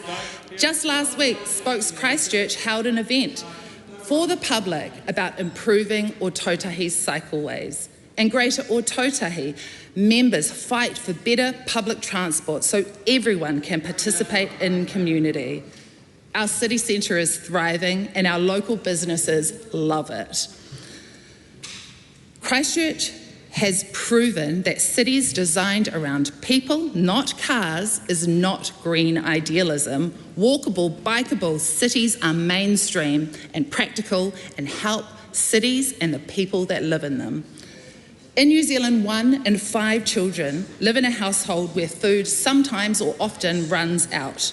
When the Prime Minister was questioned about this, his reply, we're fixing the economy. The callousness of that reply when children are going hungry through no fault of their own. And then we've got Discount Dave cutting school lunch money, all while children in Aotearoa are going hungry. Our Christchurch community shows up with the supermarket at Christchurch City Mission, where people have dignity and choice. At Satisfy Food Rescue in Kairos, who save food from going into landfill and redistribute it to the community, filling hungry bellies. Food to farm activities for kids like at Te Pā o Rākai Hautu, local solutions that make life better for people in Christchurch, where kids don't go hungry. The Ōtautahi Youth Hub opened in Christchurch in 2024 because local visionaries like Dame Sue Bagshaw know when our children and young people get the support they need, the future of Aotearoa, New Zealand is bright. Dame Sue has fought for trans rights since forever ago because trans people are a part of our community and deserve to be safe and to have access to health care. All this while the Prime Minister allows his ministers to incite hate that causes actual harm to trans and gender diverse people. The Prime Minister allows his ministers to cut child safety care organisation funding and say they are cash cows with no evidence, and then use the reasoning to cut funding to safety care organisations without even looking at how that will affect children. In the Salvation Army report released yesterday, it showed the horrific reality that after child safety care organisations had their funding cut, violence against children has increased 44% in 2024. Is that the Prime Minister's vision for building a better future? Our Youth Hub provides everything Christchurch's young people need. But Luxon's government has cut funding to Te Tahi Youth, to Whakarongo Mai, the Voice Whakarongo Mai. It's clear that the Prime Minister is serious about building a future where our communities are the ones picking up the slack. Honourable Chris Pink. Thank you, Madam Speaker. I rise in support of the Prime Minister's statement to begin the election year 2026, a year of fixing the basics and building the future. Indeed, it's been a term of that, Madam Speaker, and I look forward to explaining to the House just how well we're going in various parts of the economy that we are restoring, along with law and order and providing those health and education services so well for this country. But first, Madam Speaker, I do want to just take a moment to acknowledge the tragedy that was the events of the severe weather suffered by various parts of the North Island earlier this year. The Prime Minister and others have been on the ground. They've been working closely with locals, including iwi and other community groups, first responders, NEMA, and I do want to shout out and thank all those who have worked so hard in the community. In the days and nights of those events, Madam Speaker, the response was hugely important, but the recovery is important as well going forward. I'm really grateful to the Prime Minister for entrusting me with a role to support Mr Mitchell in helping those areas recover. I want to commit to the House to work in a non-partisan way across the House, and we've had good interaction with local MPs of different political parties, including, of course, national MPs on the ground, and I've been delighted to spend time on the ground with them in areas such as Northland, the Coromandel, East Coast / Tairāwhiti, and all these areas that are affected, Madam Speaker, including, and I saved the last mention for the Tauranga area and the landslides that caused the tragedy at the campground, and also across at Welcome Bay, Papamoa. We acknowledge, we respect the memory of those who have lost their lives. We're determined to learn the lessons, Madam Speaker. We're also determined that our ongoing work to improve resilience in terms of flooding, in terms of roading, will continue. And as part of the government's broader effort to build the future, we know that we've got to have sensible climate adaptation plans, and I'm grateful to be part of a government that is focused on doing those things for the long term, as well as acting in the short term to alleviate the pressure that these communities are feeling. As far as fixing the basics goes, Madam Speaker, I'm really pleased that with a building and construction sector that we inherited in the doldrums, to say the very least, with all the macroeconomic factors and the morale of the workers, the tradies, of course the chippies, the plumbers, the sparkies and so on, at record low because of the conditions that arose following the COVID-19 response, following the high interest rates, that followed the inflation fuelled by high government spending, Madam Speaker. These have been tough few years for the construction sector. The good news, Madam Speaker, however, is that we have turned a corner. And while not every tradie will have a full book all the time immediately, the reality is up and down this country, there is more work, there is more demand for work. Tradies, for example, are seeing demand up 43%, according to data from SEEK. 9% was the increase on dwelling consents last year as compared with the year before, and of course this year we anticipate a further ongoing steady growth. And Madam Speaker, that's the kind of growth that we should want, particularly for the construction sector, historically beset by boom-bust cycles, including the artificial sugar high, followed by the headache of the crash that we experienced in those post-COVID years with the large money printing operation that we're rightly examining as a government, Madam Speaker, because the people of New Zealand, including the construction sector, deserve not to suffer through that again. For anyone nervous about the prospects of another boom-bust cycle in that kind of way, I would be well advised to avoid voting Labour ever again.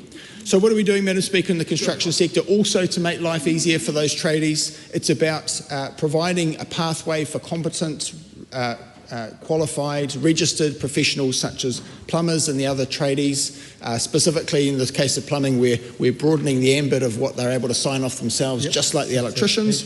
But for all the relevant qualified professionals in relation to granny flats, we're saying up to 70 square metres, you don't need a resource consent, you don't need a building consent, get on and do it, provide the plans, provide the sign-off, provide the assurance, and that came into effect on the 15th of January this year, Madam Speaker, and I regard that as a case of both fixing the basics and building for the future. And so we've seen, Madam Speaker, other initiatives continue to roll forward.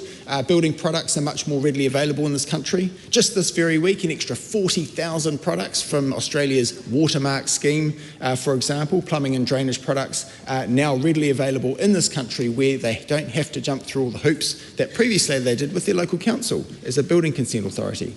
Madam Speaker, we're also reforming the earthquake-prone building system. Yes, that's going to be careful to get that detail right. Yes, we do need to engage in diligent fashion this year as that goes through the legislative process in this House.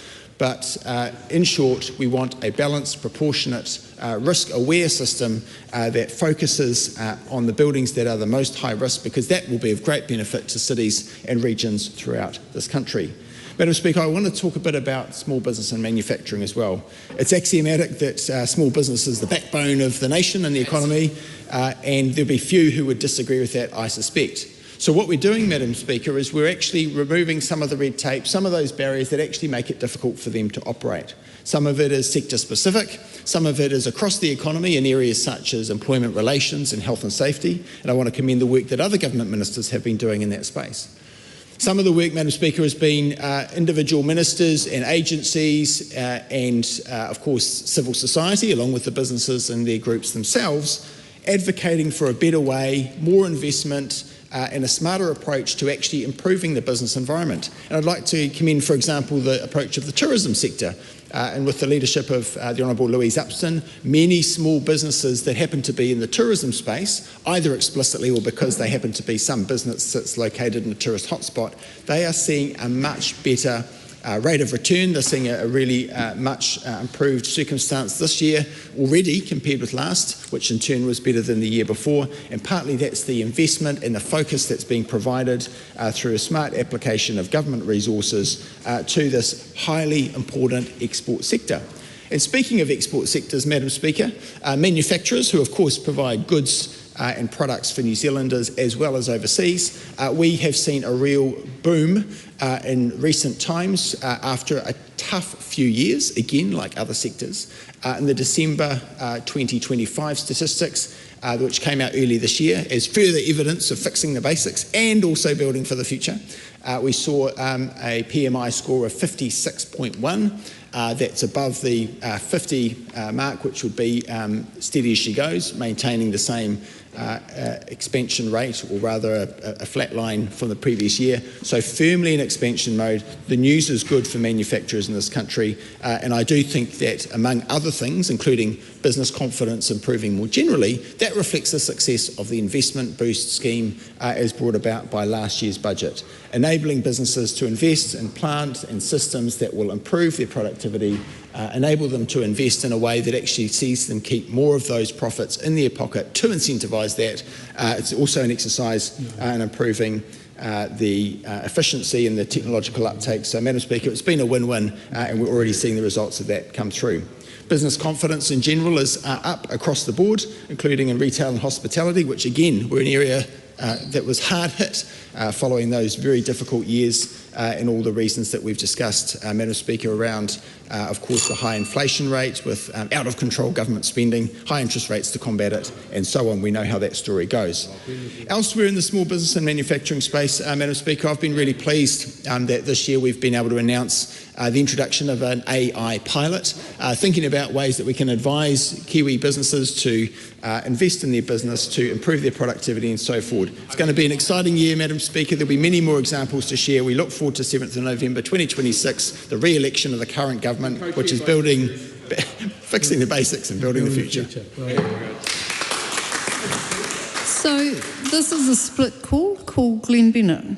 Madam Speaker, and it is always interesting to be in the House and to listen to the contributions from around it. And sometimes they're easy to hear and easy on the air, and other times they're a little bit hard to take. But Madam Speaker, as we reflect on the Prime Minister's statement several weeks ago, as has been said already, it is interesting to hear that he didn't have a lot to say, had a bit to say, tried to rally the troops, but actually that didn't go too well, to be honest. Most of the backbenchers had their heads down and were on their phones or doing other things, which is not a surprise because it's quite common in this place. And what I found interesting as I've listened and observed over recent weeks as we've had the debate on the Prime Minister's statement is that the government MPs, the backbenchers, the front benchers, the ministers, the Prime Minister, just can't stop talking about the Labour Party.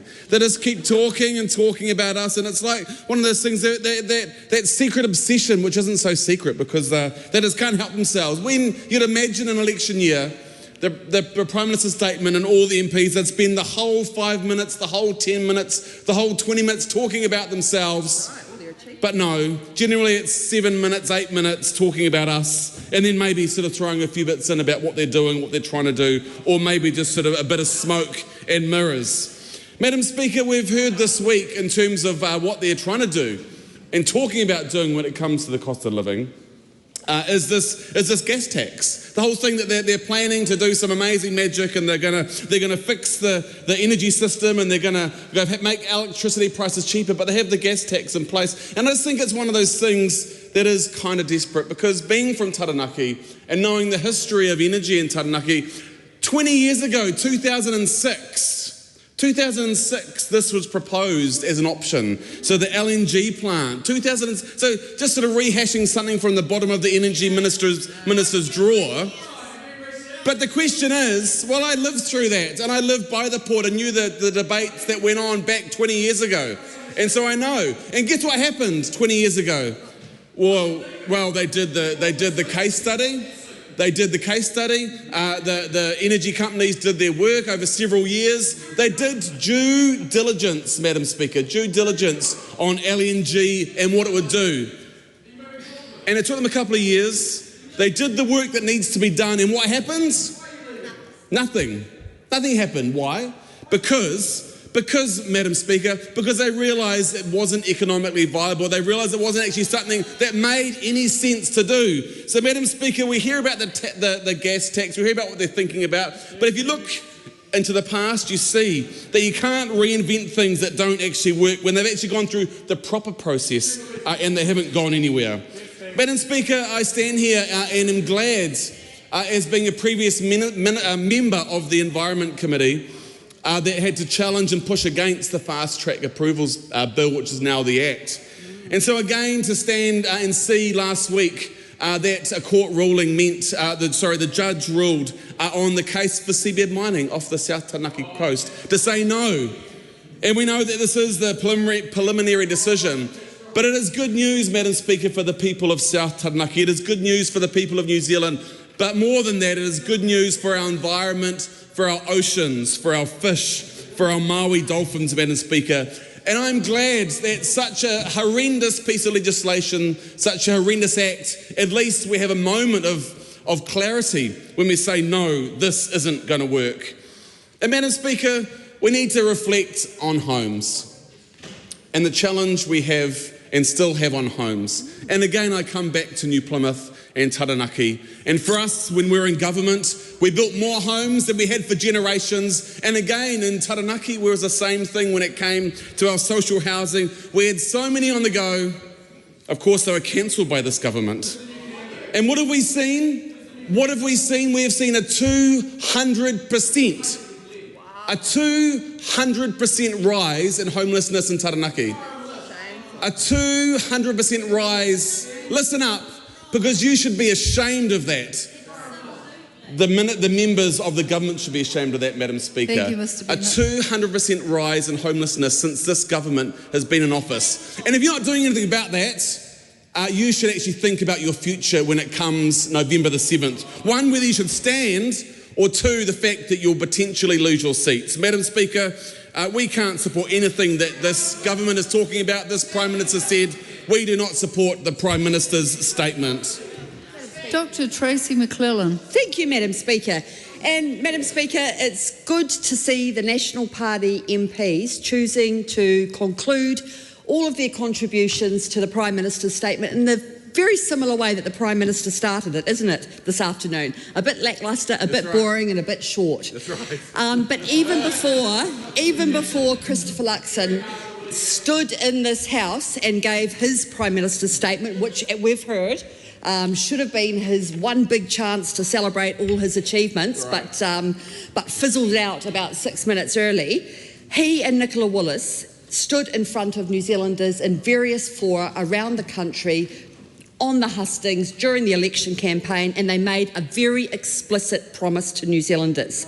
They said, trust us, we'll fix the economy, we'll fix the cost of living, and we'll make life better. Well, here we are. disappointed but not surprised. And for the people across Banks Peninsula, for the people across Christchurch, and for the people across all of New Zealand, there is a really simple and a really honest question. Does this feel better? No, because what people are actually living with and living through tells a really different story to the yarn that's being spun on this side of the house. Unemployment is rising, more businesses are going under, more and more people, especially young people, are deciding to sling their hook and head across the ditch. And this is not a recovery, Madam Speaker. It's a warning sign. This is a warning sign. Time and time again during this Prime Minister's statement debate, National MPs have stood up in this House and they've waxed lyrical, haven't they? They've waxed lyrical about fixing the basics. I don't know how many times we've heard it. And it's ironic because the actual basics, the real basics that people care about, just get more expensive. Groceries, power bills, insurance, healthcare. It's not only harder to get ahead, and that is not a lofty expectation. It is not an idealistic, lofty expectation to want to be able to get ahead. It is getting harder to get ahead. It's also getting harder just to keep up. Right. And yet, they stand here and tell us everything is fine. Because what? Some sort of spreadsheet somewhere looks slightly better than what it did last quarter. Well, you can't pay your power bill with a spreadsheet, and you certainly can't feed your kids with a GDP graph. There is a huge difference in this country between a mediocre spreadsheet on paper and what feels brutally hard in real life. And Madam Speaker, what makes all of that worse is that the pressure that people are feeling, the hardship that people are under, is because of this government's bad choices. It's not just global and it's not unavoidable.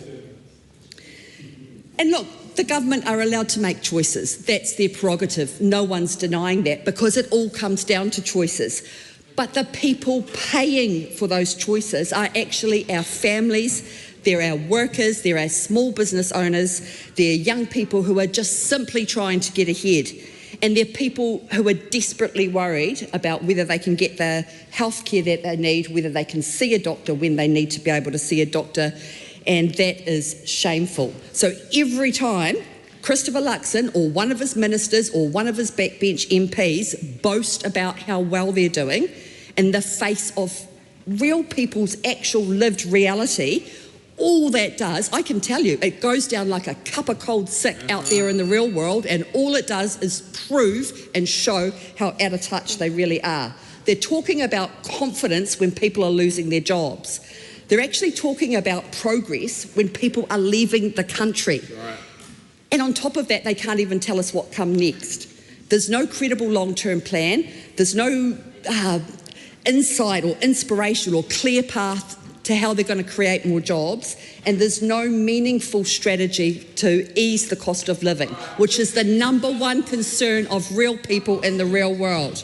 So people are going backwards, this country is going backwards, but the good news is Labor does have a plan, Madam Speaker. One that backs working people, invests in New Zealand, and instead of making it worse like this government is, and the thing is, nothing will change until there's a change of government, and I, for one, am looking forward to that on the 7th of November. Dan Bidwell, how fast can you speak? Madam Speaker, it's a great privilege to wrap up this debate on the Prime Minister's statement in 2 minutes. And 2 minutes is all I need. Firstly, Madam Speaker, 2026 is going to be a great year. As the Prime Minister said, all the forecasts are looking good. From Westpac yesterday, economic growth 3.3% this year. Inflation down to 2.3% this year. Unemployment down to 4.7% this year, and modest growth in the housing market. That is good news, Madam Speaker. Madam Speaker, this government is doing our best to clean up the mess that side left us. And let's remind ourselves what that mess was, Madam Speaker. Debt increased 2.5% or 2.5 times to $155 billion. We had the largest budget deficit in the developed world, which has skyrocketed our debt even more to $185 billion. Inflation was 7.1%, and we had rising unemployment. So, Madam Speaker, we take responsibility for cleaning up the mess and the fire that the arsonists on the other side left us. And that is about fixing the basics and building the future. Fixing the basics in education and health and law and order, building stuff and in our government finances, and building the future so that my kids, your kids, everybody's kids have a great future here in New Zealand and don't have to up and leave like people from decades have around the world. So, Madam Speaker, it is a privilege to be here to witness my colleagues on this side of the House working hard. We've got the Minister of Building here. We've got other members of Parliament, ministers here from ACT, from New Zealand First. It is going to be a great campaign. I'm looking forward to it. I don't hear that side at all, and I commend the Prime Minister's statement in the House today. The agreed time for this debate has expired, so the question is that the amendment in the name of the Right Honourable Chris Hipkins be agreed to. Those of that opinion will say aye. Aye. To the contrary, no. No. The noes have it. Party votes being called for, please, Clerk. New Zealand National. 49 votes opposed. New Zealand Labour. 34 votes in favour. Green Party of Aotearoa, New Zealand. 13 votes in favour. ACT New Zealand. Votes opposed. New Zealand First. 8 votes opposed. Te Pāti Māori. 4 votes in favour. Taku Te Whereas. 1 vote in favour. Maria Meno Kapakingi. 1 vote in favour.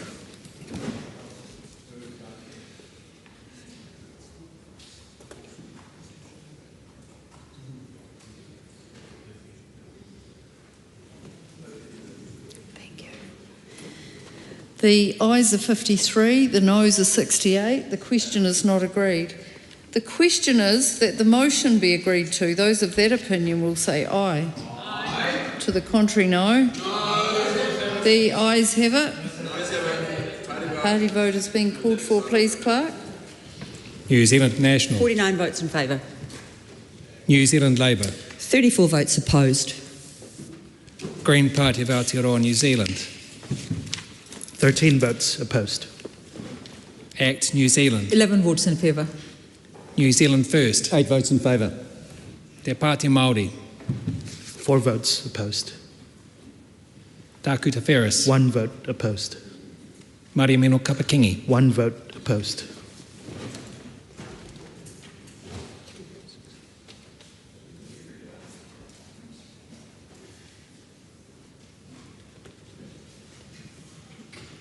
The ayes are 68, the noes are 53. The question is agreed. I call on Government Order of the Day number 1. Health and Safety at Work Amendment Bill, first reading. Honourable Brooke van Velden. Madam Speaker, I present a legislative statement on the Health and Safety at Work Amendment Bill. That legislative statement is published under the authority of the House and can be found on the Parliament website. Honourable Brooke van Velden. Madam Speaker, I move that the Health and Safety at Work Amendment Bill be now read a first time. I nominate the Education and Workforce Committee to consider the bill. At the appropriate time, I intend to move that the bill be reported to the House by 13 June 2026. Madam Speaker, New Zealand's rates of work-related deaths, serious injuries and illness remains unacceptably high. At the same time, many businesses, particularly small businesses, have said they struggle to understand what is required of them and where they should focus their health and safety efforts. In 2024, I travelled the country on a health and safety roadshow to find out what the big issues were. Feedback was clear. Confusion and a fear of getting it wrong have contributed to a culture of over-compliance that has not delivered better safety outcomes. The bill responds directly to that challenge. It will address long-standing concerns about complexity, uncertainty and over-compliance and contribute to economic growth by cutting red tape and reducing unnecessary costs, particularly for small business. The bill amends the Health and Safety at Work Act 2015, the WorkSafe New Zealand Act 2013, and the Health and Safety at Work General Risk and Workplace Management Regulations 2016. It will amend the purposes of the Health and Safety at Work Act so that its main purpose is to prioritise the critical risks arising from work. At the same time, the Act's purposes now expressly include providing certainty to business about the scope of their obligations to comply with the Act. These changes will direct effort and resources towards managing the risks that cause serious harm, rather than paperwork and minor or peripheral issues. These critical risks will be defined as hazards regulated under specified health and safety regulations as set out in a new Schedule 1A. They will also include hazards of any kind that are likely to result in death, notifiable injury or illness, notifiable incidents, or occupational diseases. This approach ensures that duty holders can clearly identify the risks that demand the greatest attention. A key feature of the bill is the relief it provides to small businesses. They will be required to comply with core health and safety duties only in relation to critical risks, while continuing to meet worker welfare obligations in full. The time and cost of dealing with lots of small risks quickly adds up, particularly the time spent on reporting. And I've heard directly that the fear of not having documented every risk weighs heavily on small businesses. We can trust them to use their judgment without needing additional paperwork or formal systems for every minor issue. Small businesses will be defined through amending the Act's concept of person conducting a business or undertaking, or PCBU. The new term small PCBU will cover businesses that have fewer than 20 workers for at least 9 months of the year. For PCBUs that are not small, the bill maintains the obligation to manage all risks, but requires them to prioritise critical risks over other risks. Another important aspect of this bill is the strengthening of approved codes of practice, or ACOPs for short, into safe harbours, meaning that if a business adds in accordance with an ACOP for a specific risk, they have complied with the relevant duty. This will give businesses and workers confidence that they've met their responsibilities while preserving flexibility by allowing alternative ways of complying. The bill also enables worker, employer, or sector representatives to develop and submit draft ACOPs to the regulator. The responsible minister still decides whether an ACOP should be approved. In another change, the bill will clarify duties in relation to recreational use of land. Landowners or managers who permit recreational activity on their land that are not part of their business or undertaking will not owe health and safety duties to those recreational users unless the landowner has work occurring in the same place at the same time. This change responds to concerns raised by landowners and recreational groups alike, and should encourage greater access to both public and private land across our beautiful country. The bill also clarifies the duty of officers. The officer duty is intended to be a governance duty, requiring officers to exercise due diligence to ensure that a PCBU meets its health and safety obligations. Over time, uncertainty has developed about the scope of that duty, particularly where officers also have other roles, such as being the chief executive. The bill responds by confirming that an officer's duty applies to governance only, no matter if they have another role. It also clarifies what is required to meet the due diligence standard, providing greater certainty for officers by rewriting the due diligence steps as an exhaustive list. The bill also addresses several areas where the current law has created some uncertainty or overlap. Where a person complies with relevant requirements under another enactment that manages the same health and safety risk, they will not have to do more under the Health and Safety at Work Act. However, they must continue to comply with any specific health and safety regulations relating to that risk. This reinforces that the Act is not intended to duplicate or override other regulatory regimes. Relatedly, the bill clarifies duties for PCBUs in relation to seismic risks under the Building Act. If a PCBU manages or controls a workplace that includes the whole or part of a building, and they are not in breach of obligations imposed by the Building Act, the Health and Safety at Work Act will not require the PCBU to take any additional action in relation to seismic risk affecting the building. This provides certainty and avoids duplication, particularly in light of ongoing reforms in the building system. Finally, the bill prioritises the existing functions of WorkSafe New Zealand, Maritime New Zealand and the Civil Aviation Authority. This enables regulators to prioritise guidance, advice and targeted enforcement, directing resources to activities that deliver the greatest impact rather than spreading effort across a broad and unfocused set of functions. In conclusion, Madam Speaker, this bill is a practical and targeted reform of our health and safety laws. It focuses on what matters most, managing critical risks. It reduces unnecessary compliance costs, particularly for small business, and it provides greater clarity and confidence for workers and businesses. Thank you, Madam Speaker, and I commend this bill to the House. The question is that the motion be agreed to. Honourable Jean Tinetti. Thank you, Madam Speaker. Labor joins leading health and safety professionals who have already expressed their concern over this bill earlier this week. This bill, despite its intentions, and I do acknowledge the intentions of it, but this bill risks taking New Zealand's health and safety at work area and landscape better. This comes at a time when protecting our workers should be absolutely paramount. But this bill, Madam Speaker, narrows our focus on health and safety.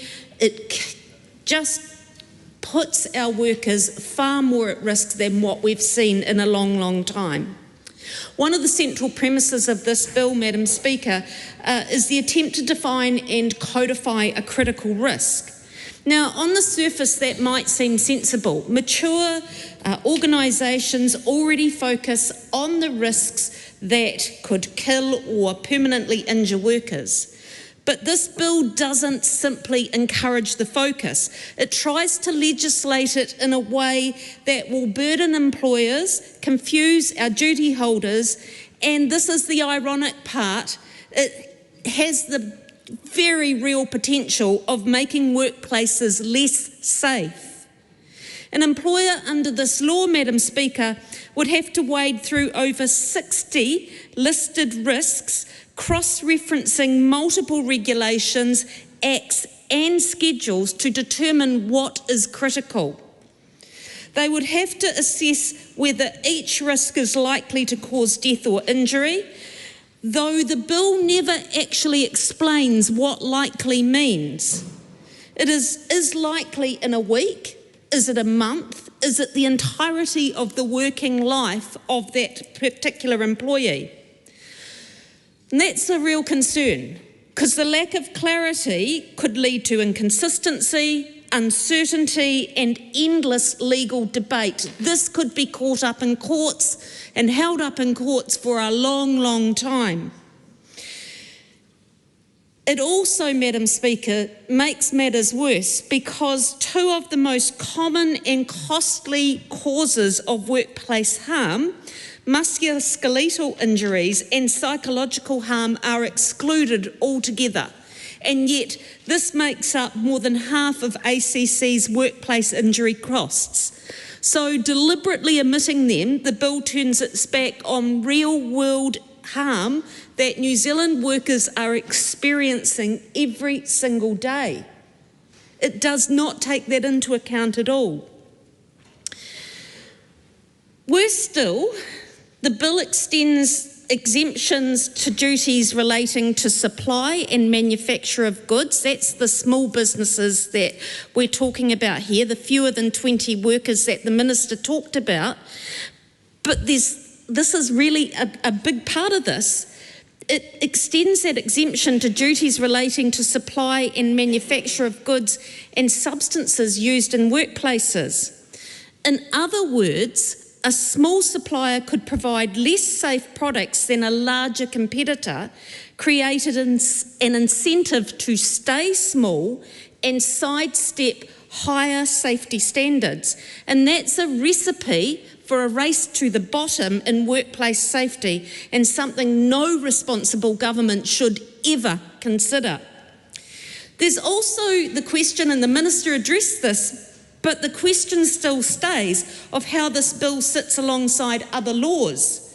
The proposed new Section 35 would make compliance with any other regulatory regime enough to meet a workplace's health and safety obligations.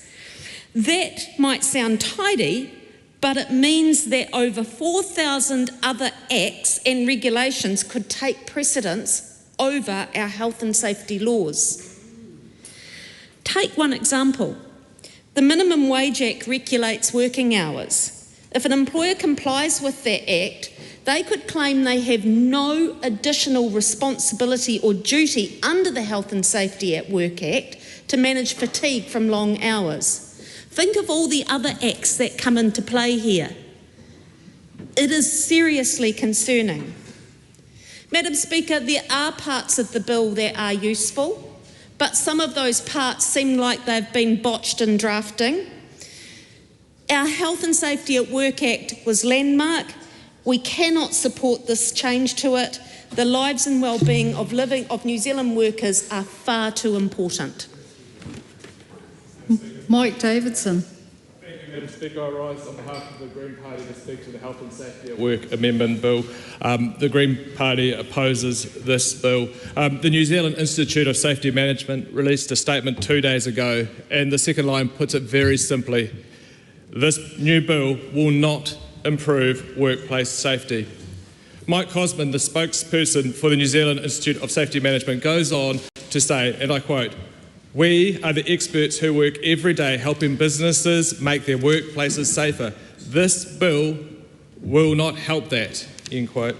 Now, we've just heard a couple of hours ago from the Minister of Workplace Relations and Safety, when asked about the current legislation she is currently progressing, that this will be a win for businesses and workers.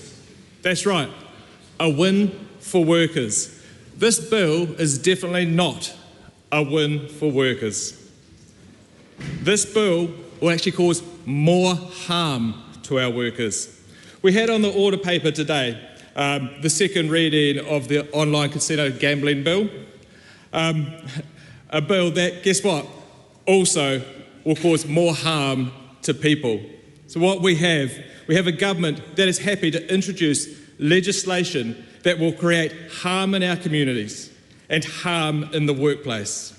But we need to ensure that we have high health and safety standards so people who go to work, no matter where that is, no matter what they do, come home safely.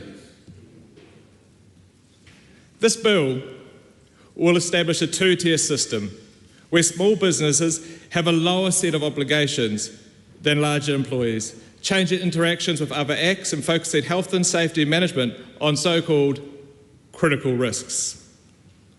This bill is intended to reduce compliance costs to businesses, increase certainty for them, and support continued reductions and incidents of workplace fatalities and health and safety incidents. However, when, Madam Speaker, you listen to the experts, it will not do that. It will add confusion, it can add compliance costs and increase harm in the workplace. This bill risks reducing high workplace health and safety standards, especially for small businesses, which is where many workplace injuries occur, as over 90% of New Zealand businesses are small and likely to have their duties reduced. Creating legislation that will increase harm in the workplace will also see a flow-on of increased costs to the government when ACC claims are increased. The workplaces and types of injuries where the Minister is trying to relax health and safety compliances are the workplaces and injuries where most of them occur, making up 75% of ACC's work injury costs. Important issues like mental health and workload management are very unlikely to be captured by the new focus on critical risks, which will mean that workers in small organisations are at greater risk of these harms. Many workplaces with relatively high profile may also be shifted into the lower duty small business category, particularly seasonal workers, which may have dozens to hundreds of employees for short periods of time. Additionally, the definition of critical risk is unlikely to lead to a greater certainty for employers. The bill has a huge number of examples trying to define this, demonstrating that the wording itself is unclear and will not support good decision-making by an employer. This bill also creates more risk of harm to Māori and Pacific workers. Māori are overrepresented in workplace injury statistics and also work more frequently at high-risk sectors, with data showing that 70% of those submitting workplace injury claims within the sectors identify as Māori. Māori and Pacifica workers are also more likely to work in shift work jobs and to work more than 50 hours a week than any other ethnic group. Additionally, they are exposed to noise, hot conditions and/or cold and damp conditions in their workplaces. These are all risks for health and safety issues. The health and safety professionals and sector groups, as well as union, have come out against this bill. I would like to finish once again by quoting Mike Cosman from the New Zealand Institute of Safety Management.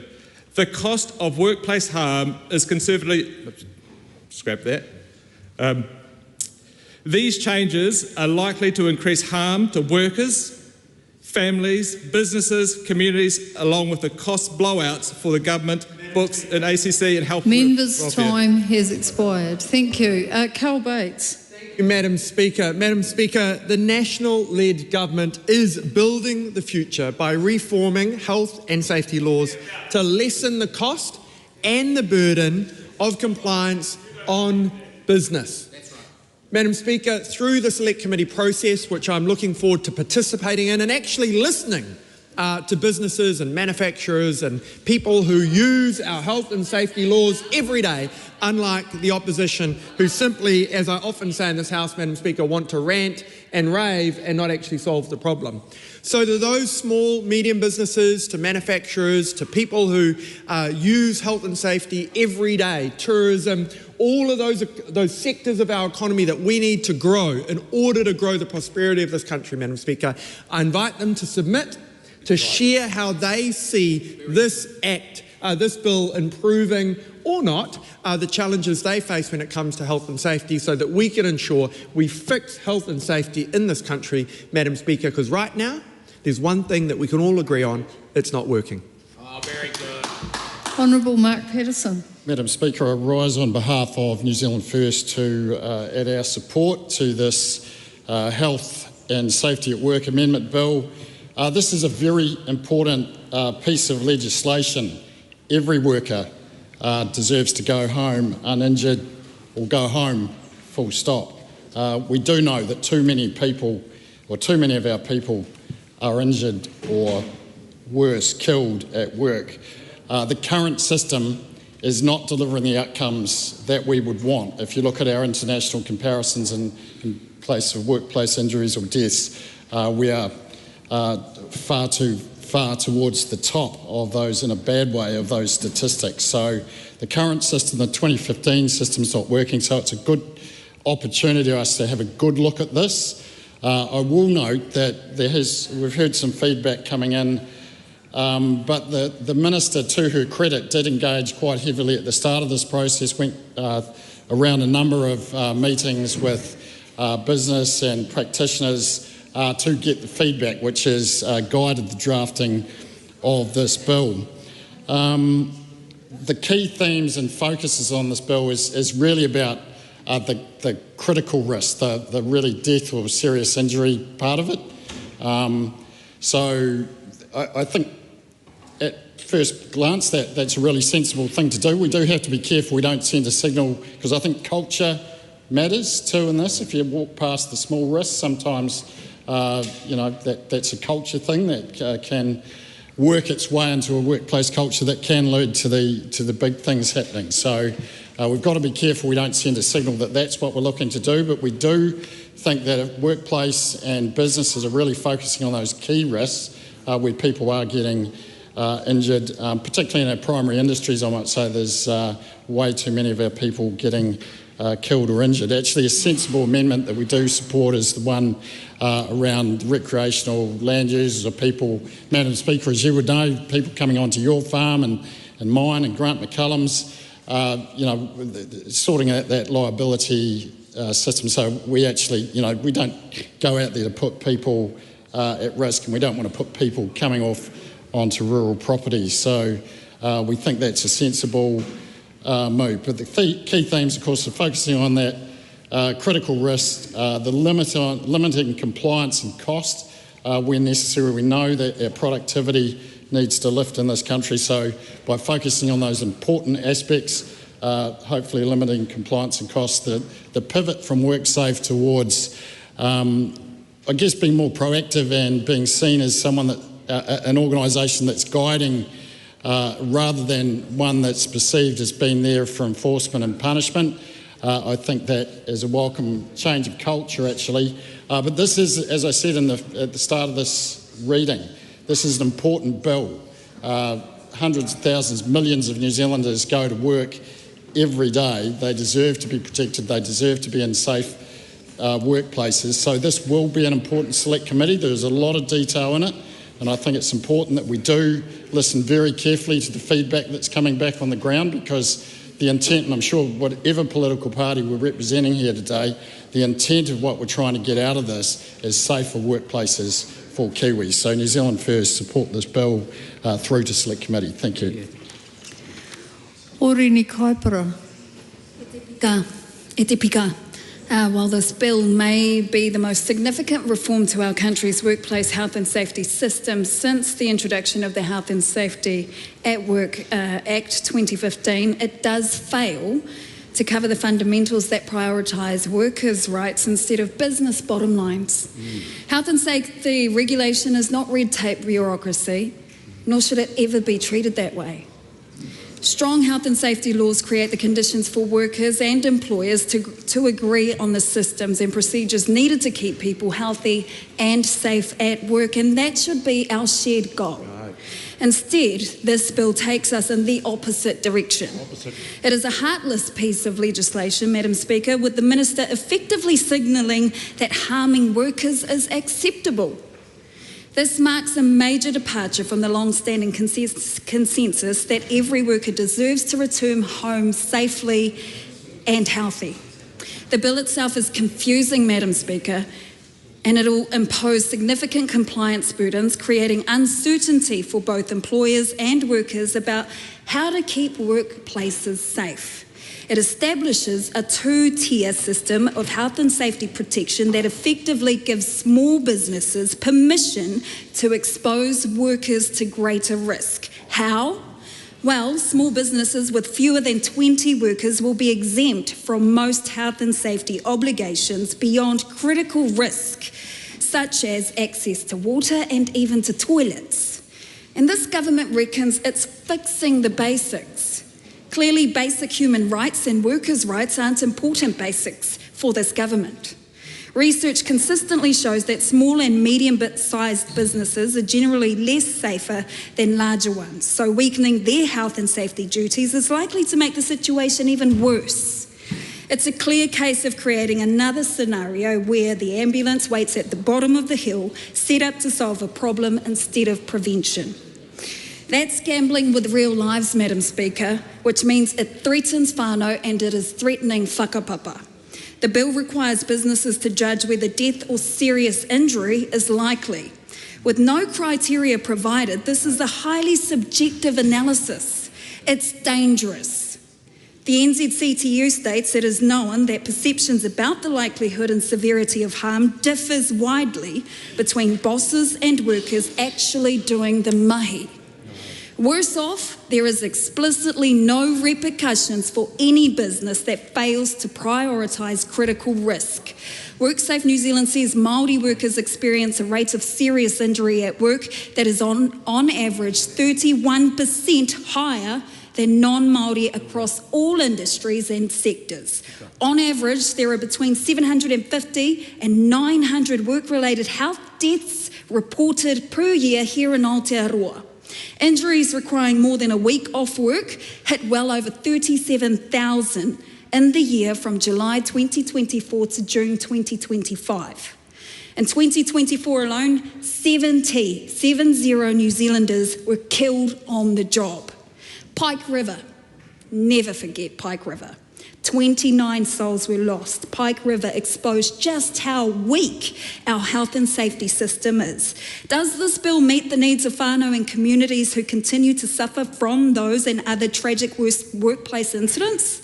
This amendment bill rewinds progress made in the wake of Pike River, taking us in precisely the opposite direction we should be going in. Te Pāti Māori has made it very clear that we stand with workers and we stand to protect the rights of workers.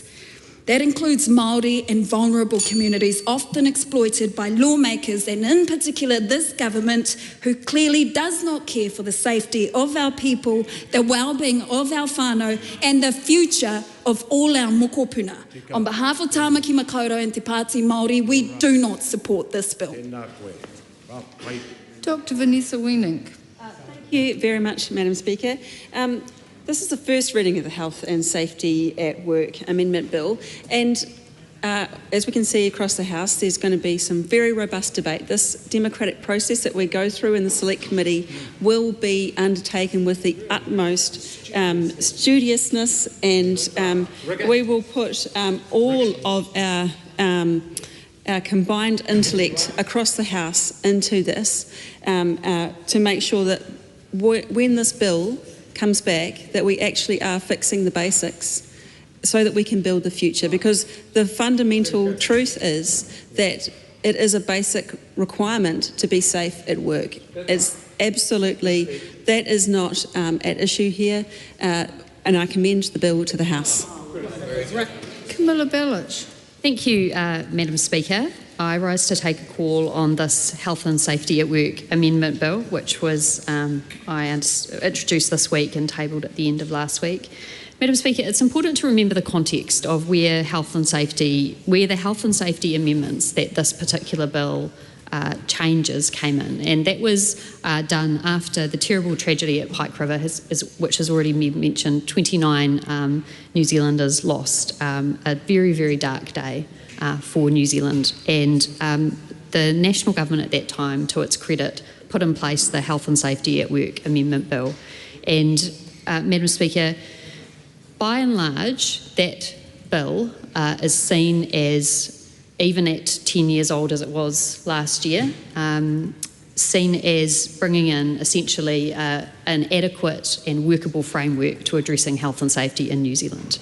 The bill itself, and people have said, and it is definitely something that I think everyone in this House would agree, that New Zealand has an absolutely abysmal record on health and safety, and there is more we need to do. But, Madam Speaker, what we need to do is not what is in this bill. And that is reflected by the fact that when this bill and these proposals that this minister came out with, there was a lot of concern within the health and safety community, not just from trade unions, but also from businesses and from organisations that specialise in health and safety. Their collective view, and it is rare to find a collective view in workplace matters across those groups, was that the Health and Safety at Work Act was generally fine. It just needed to be bolstered through increasing support for WorkSafe, which is a message which has been mentioned in this House during this reading as well, and also in terms of specific industries to be able to be supported to do what they need to do in order to limit the accidents that they have at work. This bill, the Minister wanted to do this bill, and it was no one else wanted this bill in this way. And I think that what we've got before us is not perhaps the worst option out of all of the options that she was initially looking at, but there certainly are some very, very concerning aspects to it. And one of them is the focus on critical injury above all else. And there are a few reasons why this is problematic. Madam Speaker, today at lunchtime I went to the tailor to get my trousers tailored because the hem had come down. And when I went in there, one of the tailors who was out the back was sewing and sewed through his finger on his sewing machine, and there was blood everywhere. And this is a workplace accident that is very much at the forefront of my mind as we're discussing this. It would not be considered a critical accident because it is not something that is likely to threaten this worker's life, but it is still a terrible incident to have occurred at work and something that all businesses need to be focused on ensuring does not happen. This bill takes the focus away from injuries that are not critical or considered life-threatening. And in addition to this, one of the major objectives that this bill has is the removal of red tape or regulation that is deemed unnecessary. Unfortunately, with the imposition of critical injury as the main focus for all types of businesses, including small businesses, a significant amount of work is going to have to go in, and experts say money spent towards assessing what is a critical risk. And this means that they're going to have to spend money on getting probably external people to come in and say, are there any critical risks available? Are there any critical risks currently in our workplace? And they're going to have to get very, very clear advice on that. I do disagree, and I do think if you are focused on health, if New Zealand wants to be focused on health and safety, we need to not have a situation where one of the types of industries that do tend to have a lot of injuries, smaller businesses or smaller PCBUs as they're referred to in this Act, have different standards from larger companies. Everyone deserves to go to work and come home and be safe and not injured. Everyone, no matter if they work for a small employer or a big employer. And this Act changes that. So I think this is a step backwards for health and safety, and I think that's a shame because I think there is actually bipartisan support for a rigorous, sensible, pragmatic health and safety regime. I think there's agreement from unions, I think there's agreement from businesses, I think there's agreement from health and safety practitioners on what that should be. Unfortunately, what is included in this bill is not that and will actually take New Zealand backwards in respect of health and safety, so I cannot support it. Grant McCullum. Thank you, Madam Speaker. It's a pleasure to rise and take a call on the first reading of the Health and Safety at Work Amendment Bill. As a small business owner myself, I and other small businesses really have in some ways struggled with some of the aspects of dealing with the health and safety. We all want the same thing. We want to minimise, if not eradicate, injuries at work, and that goes without saying. But if you're in a big business, you've got professional people that actually deal with and look after the health and safety and run all those programs. If you're in a small business, it usually falls on the owner to do it all. And sometimes you're just not quite sure what has to be done.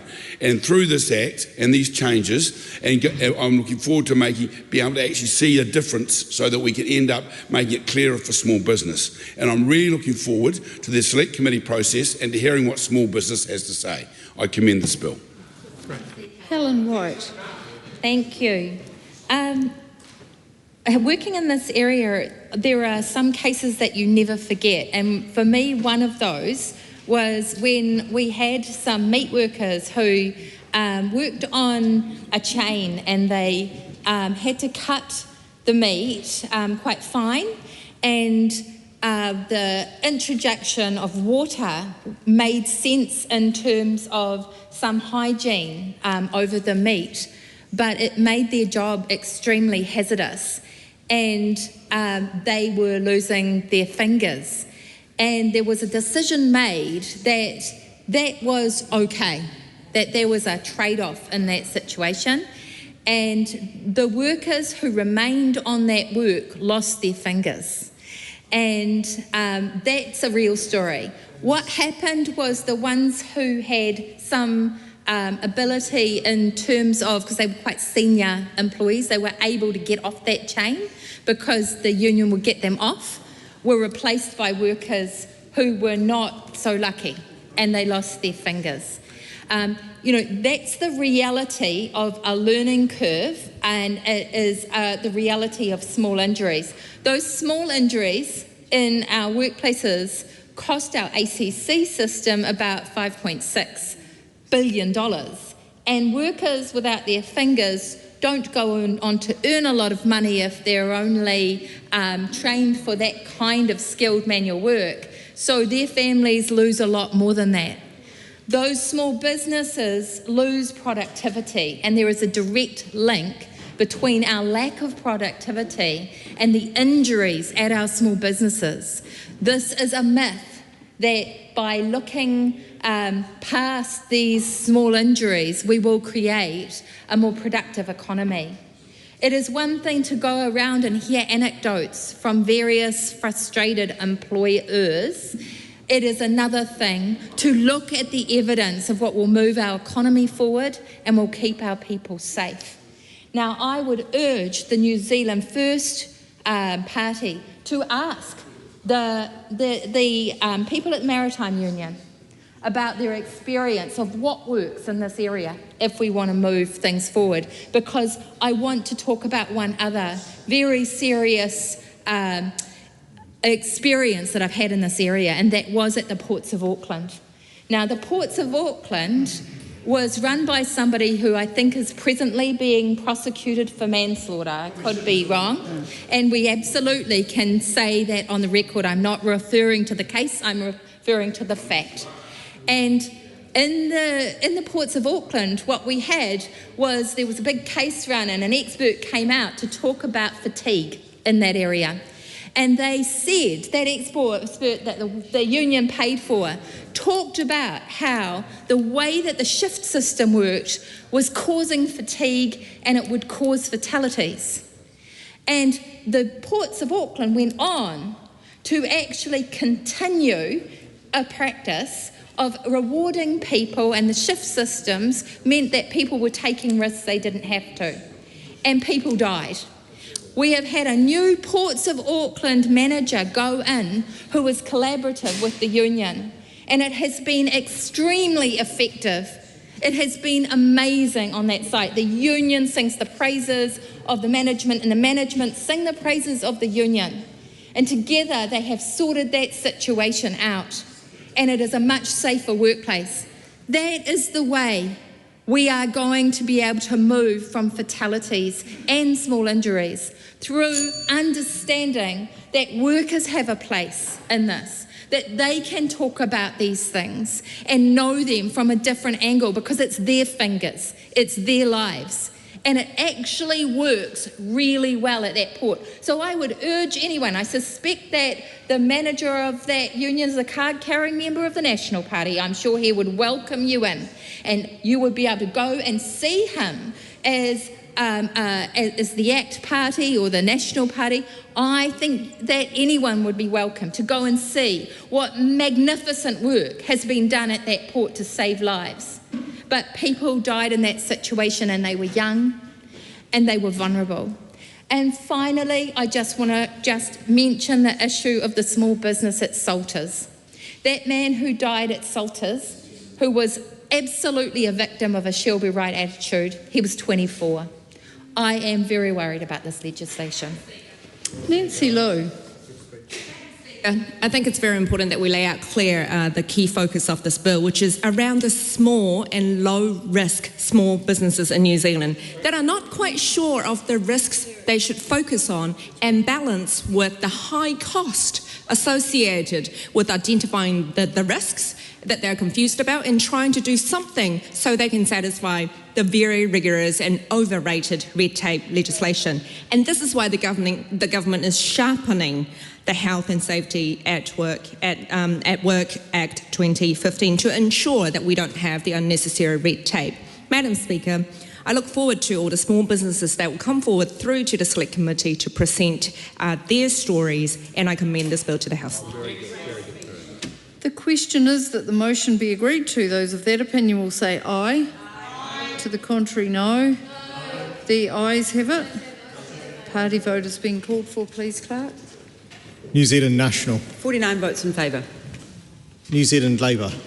E toru I te kau mā whā ngā pōti e whakahe ana. Green Party of Aotearoa, New Zealand. 13 votes opposed. Act New Zealand. 11 in favour. New Zealand First. 8 in favour. Te Pāti Māori. E whā ngā pōti whakahe. Taku Te Wharis. 1 opposed. Marae Mano Kapakingi. 1 opposed.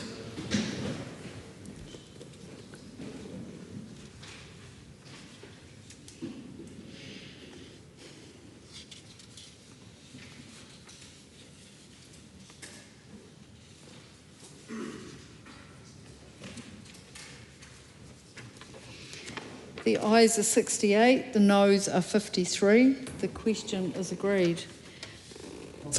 Work Amendment Bill, first reading. The question is that the Health and Safety at Work Amendment Bill be considered by the Education and Workforce Committee. Those of that opinion will say aye. Aye. To the contrary, no. The ayes have it. Honourable Brooke van Velden. I move that the Health and Safety at Work Amendment Bill be reported to the House by 13 June 2026. The question is that the motion be agreed to. Those of that opinion will say aye. Aye. To the contrary, no. The ayes have it. Party vote is being called for, please, Clerk. New Zealand National. 49 votes in favour. New Zealand Labour. Toru I te kau mā whā ngā pōti e whakahe. Green Party of Aotearoa, New Zealand. 13 votes opposed.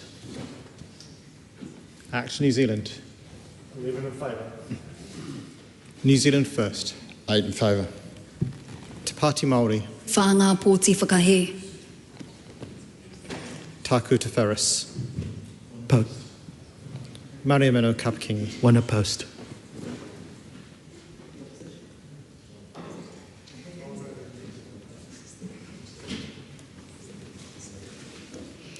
The ayes are 68, the noes are 53. The question is agreed. I call on Government Order of the Day number 2.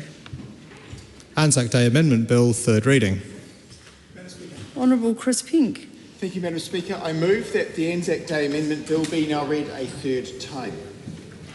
Madam Speaker, I've been... Does the member have a legislative statement or no? No. Okay. Keep going. Thank you, Madam Speaker. I've been delighted with the discussion and debate that's occurred through the process of this legislation passing through the House, of which this is the final stage. And that's because I think we've gotten to a really good place, and that's reflected genuine, robust and thoughtful and I think really constructive debate and discussion on all the aspects. And of course, the discussion and the debate and the recognition and the acknowledgement of the service and sacrifice of those who have gone before, those who still serve now and those who will serve into the future is of course the point, Madam Speaker. So I've been really delighted with that. I want to thank all members who have entered into it in that spirit, as well as all those who contributed at the Select Committee process stage, including those who submitted, RSA being among them, but of course our very diligent Select Committee members. I'm standing here as we all are contributing in this House with the names of various battles and conflicts around us, Madam Speaker, and it gives me some satisfaction to think that all of these will be recognised officially, formally, when we celebrate Anzac Day in the sense of commemorating, of course, every 25 April each year, Madam Speaker. And on my right, I have Tim Costley and Vanessa Wienink, Dr. Vanessa Wienink, no less, and there are other members of this House who have come before and who serve now and no doubt who will serve in the future, for whom this is a personal matter, but of course with various family members and friends that many of us have had in the armed services under the New Zealand flag and fighting in service of New Zealand under other flags and banners too. Madam Speaker, I hope that we can all feel a sense of ownership and indeed a sense of pride for the legislation that we're about to pass into law. Madam Speaker, the Anzac Day Act has changed several times over the years. Commemorations of the Gallipoli landings were first held in 1916, still of course during the period of that First World War, or Great War as it was then known. The first Anzac Day Act was enacted in 1920. It wasn't restricted to recognising the Anzacs who landed on Gallipoli, but was, and I quote, in commemoration of the part taken by New Zealand troops in the Great War and in memory of those who gave their lives for the Empire, end quote. I should add here, Madam Speaker, that of course times have moved on and we have much friendlier relations with a number of nations against whom we fought in those days. We live in a difficult and dangerous world still, but it's worth reflecting on the fact that we enter into spirit of a peaceful cooperation. Just today I was pleased to be meeting with a delegation from Turkey who graciously allow New Zealanders to return to Gallipoli and similar areas each April in particular, and it was a real pleasure to be able to interact with those governors, to thank them on behalf of New Zealand for allowing our young people and of course return service personnel and others to represent the people of New Zealand in that way each year. Continuing on through the historical passage of this law, Madam Speaker, it was in 1949, of course following the Second World War, that the Act was amended to include those who had served in the South African War and the Second World War, including women, and commemorated all those who gave their lives for the British Empire or Commonwealth. In 1966, the number of conflicts specified in the Act increased to 6, ending with the war in South Vietnam. So, Madam Speaker, a change to the Act is long overdue, not only to update, of course, with all the conflicts, warlike and other, that have taken place since then, but also to recognise that we need to contemplate, sadly, and we would love to be proven wrong, that in due course there will be other occasions for which we need to recognise, and so we're future-proofing in that way. Increasingly, New Zealanders have used Anzac Day to commemorate and honour all who have served New Zealand, military or non-military, in many other wars and warlike situations. Members across the House have shared situations of family members who served in wartime situations, albeit not as sailors, soldiers or aviators, and I think it's important we recognise their service too. I've been delighted over the years to attend commemorations of the Merchant Navy, and knowing the courage that they served with, no less than the regular Navy, and in fact arguably with even greater vulnerability. It's an honour to be able to bring forward the voice of those sailors and see them finally now recognised in this way. Kiwis also reflect on others who have served in deployments both before the conflict in South Vietnam and since. There are families who reflect on the loss of loved ones who died in training in preparation for conflict. They are important too. This bill addresses Kiwis' views as they have developed over time, therefore. When enacted, the Anzac Day Act, as we will have amended it, will be more inclusive in terms of the type of service given. It will also be flexible enough to span across service given in the past, the present and into the future. We also wanted to make sure that the new Act would recognise and commemorate the service of all Allied forces who participated in the Gallipoli landings, such as France and India, who had been excluded until now. As such, the bill now refers to troops from New Zealand, Australia and other Allied forces. The bill has made its way through the House with general support through its all stages, and it would be a great delight if that were to continue in this, the third and final reading. Amendments recommended by the Select Committee were all constructive, and their inclusion has made this a better bill. I thank them again for that, and I commend this bill to the House. The question is that the motion be agreed to. Rachel Boyack. Thank you, Madam Speaker. And it is a real honour to take a call on this bill today, which Labor will continue to support, as we hope that it may end up passing today. So, Madam Speaker, thank you for the opportunity to take a call. I want to begin just before I talk specifically to the bill and just reflect on what Anzac Day means in my community and some of the observations about the changes in how we honour and commemorate Anzac Day in Nelson over the past few years. What really moves me, and I think moves many of our veterans and older members of our community, is the contribution to our ceremonies, to the day, from young people. And the reason that this is so important is our younger generations are continuing to learn the history and honour the sacrifices and contributions of the past. In Nelson, our Air Cadets, our Sea Cadets and our Army Cadets all get up very, very early in the morning and are there at the dawn ceremony and then attend a number of small community ceremonies throughout the day, where they are in formation, in uniform, and they work the entire day, and it's wonderful to see. And at our Anzac services, we always have senior students from high schools speaking on their reflections on Anzac Day. And it's a deeply moving part of our day, and the fact that our local RSA have made the decision that young people should be front and centre in our commemorations, many of whom have relatives who have served, and some of whom are wanting to go on and serve themselves in the future. Madam Speaker, I also just want to make an acknowledgement to my uncle in this speech. This is the first time I've had the opportunity to mention him since he passed suddenly in November 2024. My uncle Nicholas Boyack was a journalist and a historian, and one of the things he did when I was a child was he wrote 3 books, one on his own and others in conjunction with other historians, where he interviewed veterans from World War I and World War II and told their stories. And obviously those veterans from World War I are no longer with us, and most of the veterans from World War II are no longer with us either. And the oral history that he took is actually represented and forms part of the Gallipoli exhibit at Te Papa.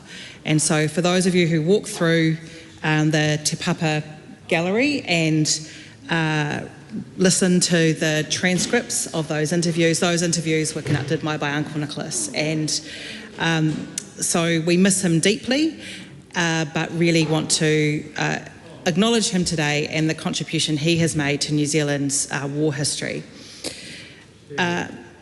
Finally, I just want to thank the ministers, in particular the contribution from the Minister and his reference to the Merchant Navy, also of real importance to me, and I think this reflects the changes that this Act is bringing, which is so important. My grandfather Edgar served in the Merchant Navy in World War II, and he was on a ship where they were getting goods through the Atlantic. He actually, perhaps I might, he would probably tell me now maybe not to share this, but he did get a medal from Russia because he assisted getting goods into Russia. He certainly would not be supporting Russia's actions in Ukraine, I can assure the House of that. But I think what that speaks to is the need for a broadening of those who we honour on Anzac Day. And the Minister alluded to this in his contribution, so I'm just going to put it on record now because I've made a note of this, that I wanted to actually note this specifically. I don't think everyday New Zealanders would actually know that the current Act doesn't commemorate contributions by New Zealanders in conflicts after 1966. I don't think New Zealanders know that. When we turn up on Anzac Day, often the speeches and the contributions made are reflecting recent conflicts, current conflicts. And so I don't think that New Zealanders actually know that technically the day is, and the commemoration only covers those 6 specified conflicts. So that is one of the reasons why this bill is a good thing, because anybody who serves in any capacity in any type of conflict, whether that conflict is currently occurring or, and I'll talk a little bit further shortly about the changes in the bill and where it has had some changes from the Select Committee, all deserve to be honoured as New Zealanders who have made a contribution on behalf of New Zealand, but also to help resolve conflict and keep peace globally. And you know, I know that many people who choose to serve are doing so because they have a strong belief in making this world a better place. They want to go into service, sometimes it is in the most dangerous armed conflict situations, other times it is in peacekeeping situations, other times it involves things like training, providing intelligence, and so doing other things. And just want to note you in the chair now, Mr. Speaker. I will just bring you into the debate and just acknowledge Labour's Veterans Affairs spokesperson, and I know that you are very keen to see the passage of this bill, so I just want to acknowledge you, Mr. Chair. So I will just talk. Still neutral in the chair.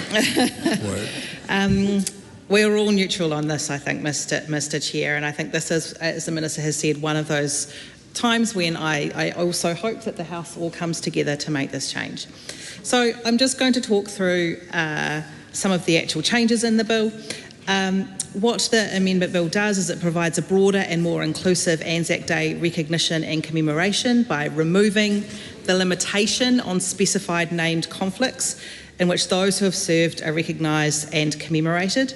It takes account of all service in war or warlike conflicts involving New Zealand. So what that means is that we're able to recognise more people. So I'd like just to talk a little bit about those warlike conflicts and the importance of this bill having had that change, and I acknowledge particularly, and I might just talk to it, the Select Committee who did some excellent work on that. What the Select Committee report says, it says in addition to commemorating people who've served and died in war and warlike conflicts, we believe it is important that the bill includes those who have died in or connected with New Zealand military service, for example, during military training. So this is in addition to the warlike conflicts, this is around things like training, and I want to acknowledge, and I hope he will take a call, my friend Tim Costley across the House, who I know has done exactly that, has gone overseas to help train those working on the Ukraine conflict. And so these types of acts of service need to be acknowledged, and that is what the bill does. Mr. Speaker, there's some other matters I just want to talk to briefly before making some final wrap-up comments, which is that there's some parts here around, specifically around Australia and Gallipoli that I think are important, because it's important that we specifically acknowledge the role of our Australian brothers and sisters who are part of our, very much part of the Anzac Day community for us, Mr. Speaker. It's something that bonds Australia and New Zealand together. One of the things is that the bill says that Anzac Day is the anniversary of the first landing of New Zealand and other allied forces in Gallipoli, not just the troops from New Zealand, the United Kingdom and Australia. Mr. Speaker, I think that's important, that it does broaden out the rest of the allies alongside our comrades from Australia and from the United Kingdom. So, Mr. Speaker, I am going to take a little bit of liberty and just make one final acknowledgement, because I am Labour's animal welfare spokesperson. And I've never mentioned this person, and these two people actually in the House, and I think I'll get told off by the Nelson RSA if I don't. A wonderful man, Brian Ramsey, who has established the celebration, we'll call it a celebration, but Purple Poppy Day, which is commemorated on the 24th of February. We have a massive Purple Poppy Day commemoration. We have a plaque that was gifted to us by Nigel Alsop, an amazing New Zealander who runs the Australian War Animal Memorial Organisation. There are hundreds of thousands of animals who have served in wars: horses, cats, mice, rabbits, dogs. And so we commemorated in Nelson. This is something that is happening a lot around the country, including at Waiuru every year. And so I would be doing Brian and Nigel a disservice if I didn't thank them for their amazing service and commitment to honouring everyone who served. I commend this bill to the House. Mr. Speaker. Dr. Lawrence Zunard. Thank you, Mr. Speaker. I rise on behalf of the Green Party of Aotearoa, New Zealand, to also support the Anzac Day Amendment Bill.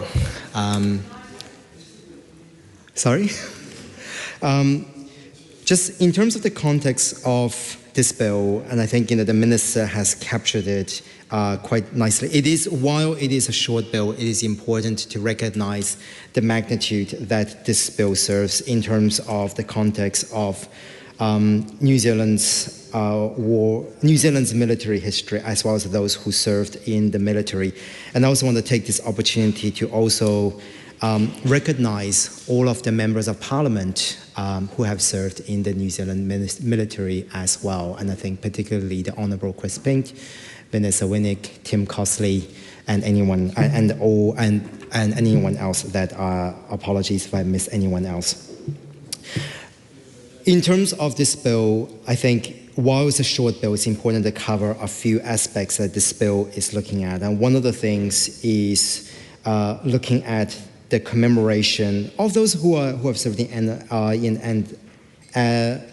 during the wars, but also looking at in terms of focusing on the commemoration component of the war and removing the word recognition because it is, in some ways, that is implied. I think that's a really important part to mention, as this is something that has also came out from the Foreign Affairs, Defense and Trade Select Committee.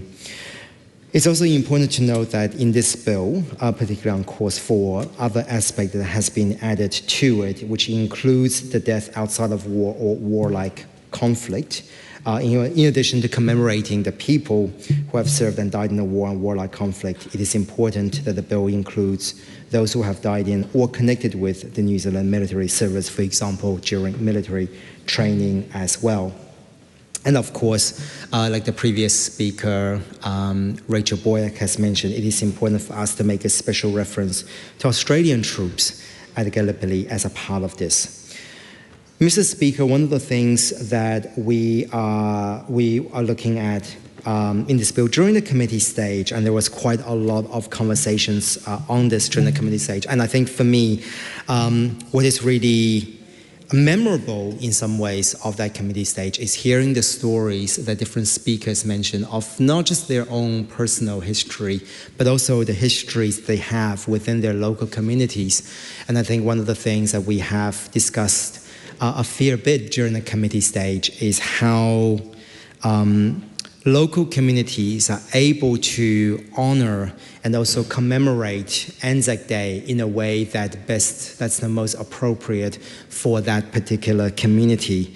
And with that, we've heard from various members of the House on aspects of that. I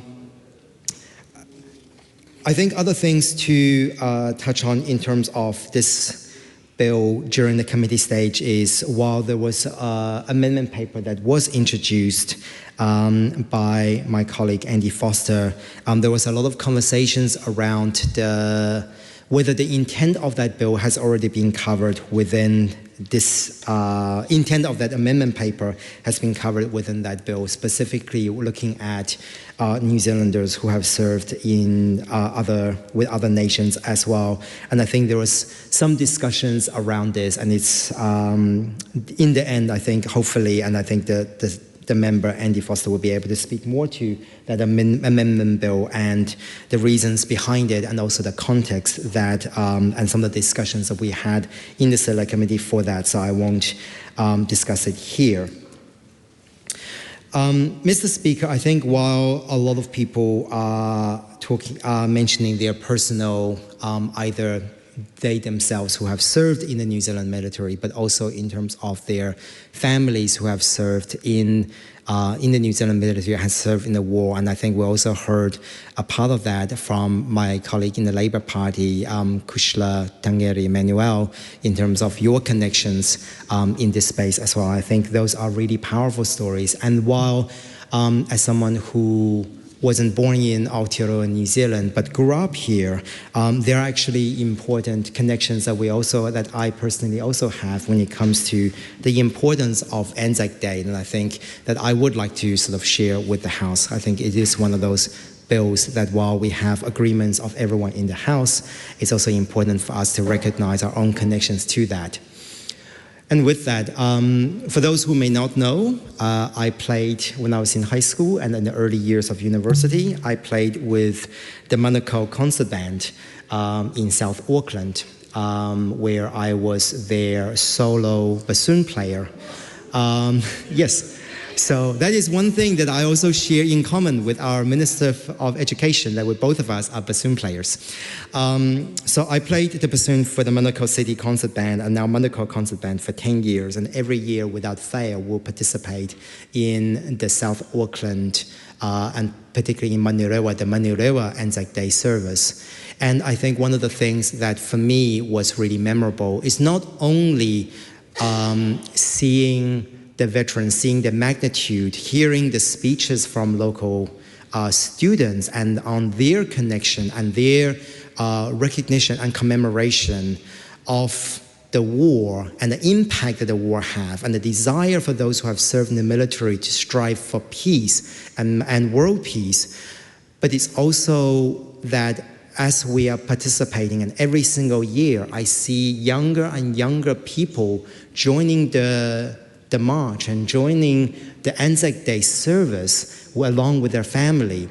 I think that is a really important reminder for all of us to know that in those kind of situations, it is important for our future generations to recognize our participation when there is a global conflict, that our participation and our, I guess, identity as New Zealanders in terms of striving for that world peace, fighting for what we believe in those wars, whether it is World War I, II, or any of the subsequent wars that we are now seeing, that we're seeing to be recognized in this particular bill. That, for me, was probably one of the most memorable aspects in those years that I played with the Manukau Concert Band. But I think the other thing to also recognize, and this is something that I think, a number of the members here are aware of in terms of my background in Egyptology, but one of the things that I probably don't normally talk about is while we are in Egypt, and a lot of times when we do take students to Egypt and we're visiting Cairo and various other places, and if we do, is fortunate enough to go and visit Alexandria, we often do also take our students, and we ourselves will make a trip to Al Alamein at the Commonwealth War Memorial, because again, Egypt, particularly when we were looking at the context of Anzac, was a significant location where some of our soldiers were stationed, and there are significance and our continued collaboration and continued, I guess, connection that we have with veterans here in Aotearoa, New Zealand, and with Egypt. And indeed, I think Egypt is one of the names that we see here, right there, on the wall in terms of the areas that we have participated in war as a country. Finally, Mr. Speaker, I understand the importance of this bill and the magnitude of this bill, but I think it's also something that we have discussed not in the context of the bill, but more broadly in terms of veterans with the Minister for Veterans, Chris Pink, who is incredibly receptive to these areas, is while it's important that we have this bill and with the commemoration and remembering those who have served and in the New Zealand military or who have served alongside New Zealand military, it's also important how our veterans are looked after they have served for our country.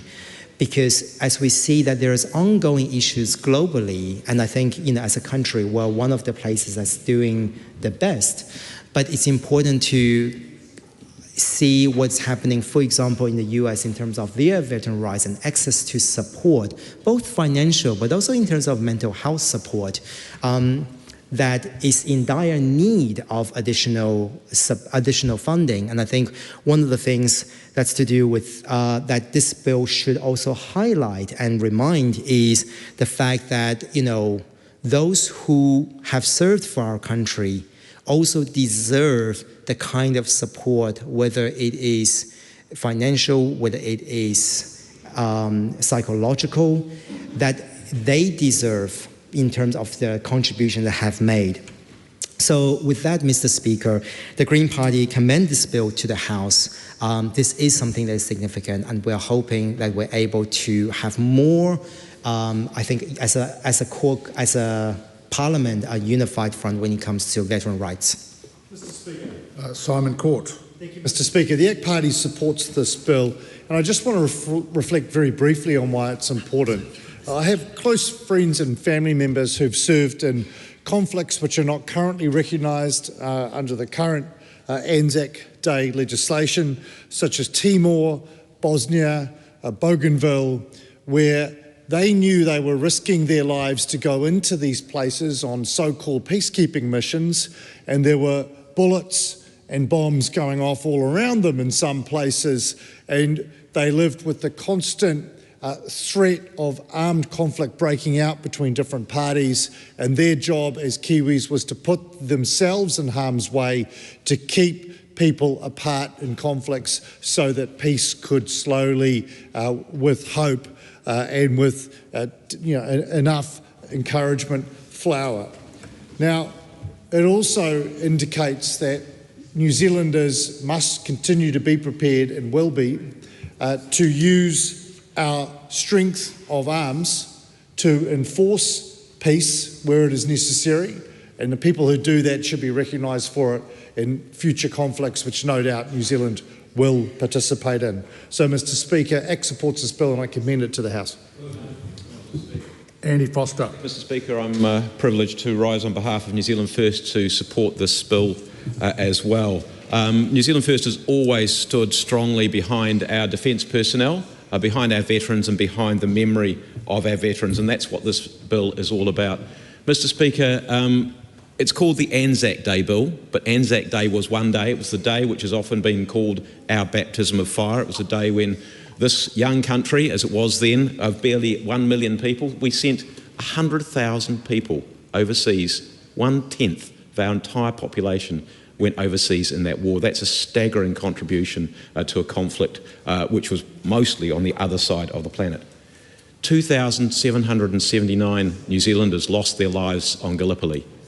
But the Anzac Day Act and the Anzac Day Bill is not just about remembering those men, and that is really important that we do, but it's about representing and remembering all of those who have served our country in times of war, in warlike situations. As we've just heard, it is those times when New Zealanders have put themselves in harm's way in service of their country. And this bill is all about trying to make the recognitions which are in the Act at the moment much more inclusive, and I'll come back to that momentarily.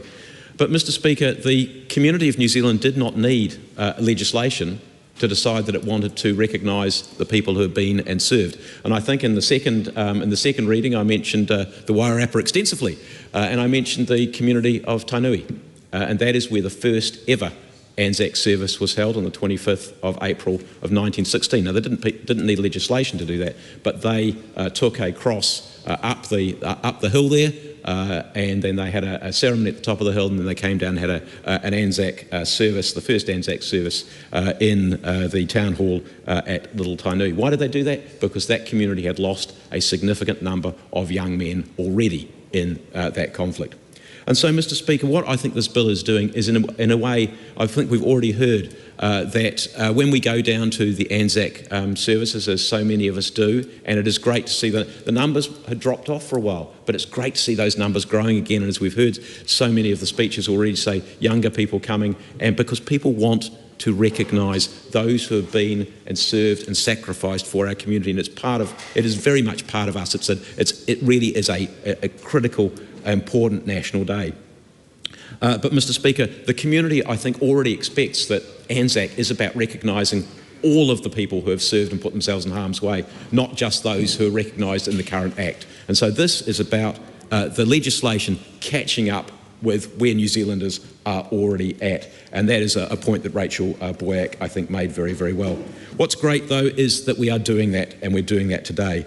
So this bill is, at its heart, all about inclusion. And all of those people, at the moment, anybody who's served, not died, but served since Vietnam, is not recognised. So to recognise those people is absolutely right. And I think, of somebody very prominent in our community who we would all look up to for what he's done and his courage was Willie Apiata.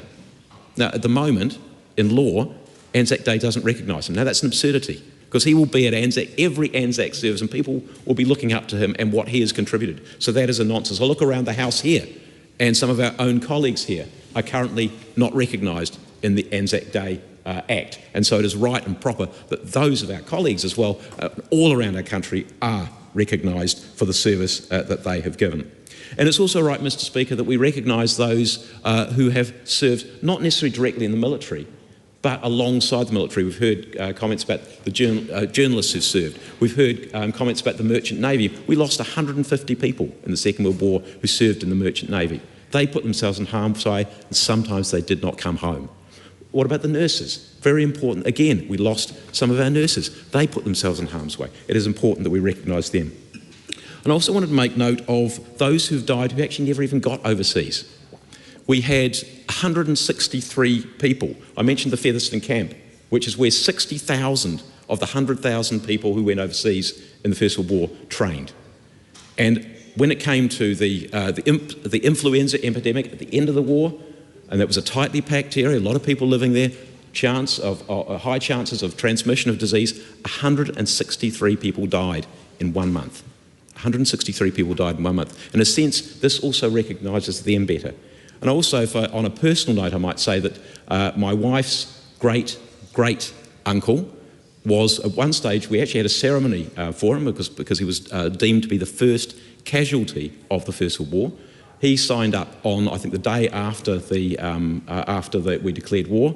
He went into camp, and the poor guy died of pneumonia 7 days later. So these things are recognising him. We found out that somebody else died first because he fell off. He was guarding a bridge in Auckland, and he fell off the bridge. Well, we might have not been a bit under the weather, but it's important that we recognise those people. Now, Mr. Speaker, we had a bit of discussion earlier because I was concerned about one change that was made in the bill, and it was taking out the reference to those people who'd served the forces of the British Empire or the Commonwealth, the British Commonwealth. Why am I concerned about that? Because there are thousands, tens of thousands of New Zealanders who would have served in the military of the United Kingdom, the military of Australia, the military of Canada, etc. We know that, and those people made a massive contribution, and they fought essentially side by side or alongside, and certainly for the same purpose as our people did. And we should recognise them and keep recognising them. And it was good to be able to, at least while we didn't I ended up withdrawing that amendment, it was good to have put on the Hansard that this bill, as it is changed, still recognises those people. And I think of Keith Park.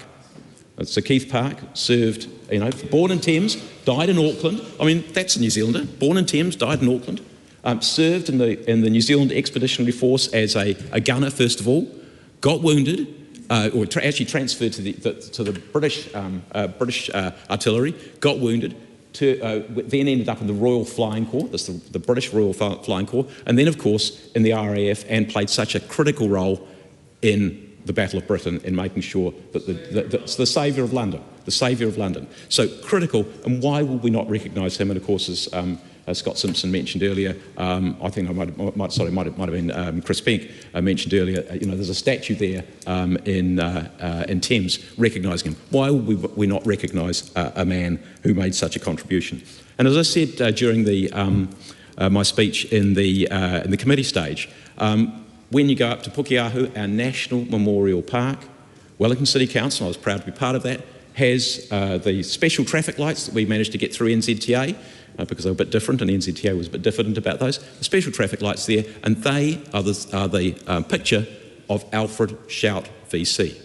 Born in Wellington, married an Australian. He served in the Boer War under a British commander, so that probably wouldn't have counted if we didn't count those people who served alongside of New Zealand in the purposes and for the benefit of New Zealand, but under a British commander. And then, because he had an Australian wife, went to Australia, served with the Australians at Gallipoli, and won the VC there. He was killed in action at Lone Pine, but he won the VC there. Why would we not recognise a man like that? Because in fact he's recognised right next to our own National War Memorial Park. And the other one I will say is one more personal one. Again, on my wife's side, her grandfather was Peter Wynne Mason West. He was born in the Manawatu and joined the RAF, served in the RAF and the Bombers, and sadly was killed over Denmark. We visited his grave there in Eschberg. His brother, one of his brothers, also served in the RAF. He also was killed in the war. The other two brothers, one served in the New Zealand Royal New Zealand Air Force. He managed to survive the war, and one of the brothers in the Royal New Zealand Navy. So it would have been utter absurdity to have the situation where we recognised two brothers, but we did not recognise the other two.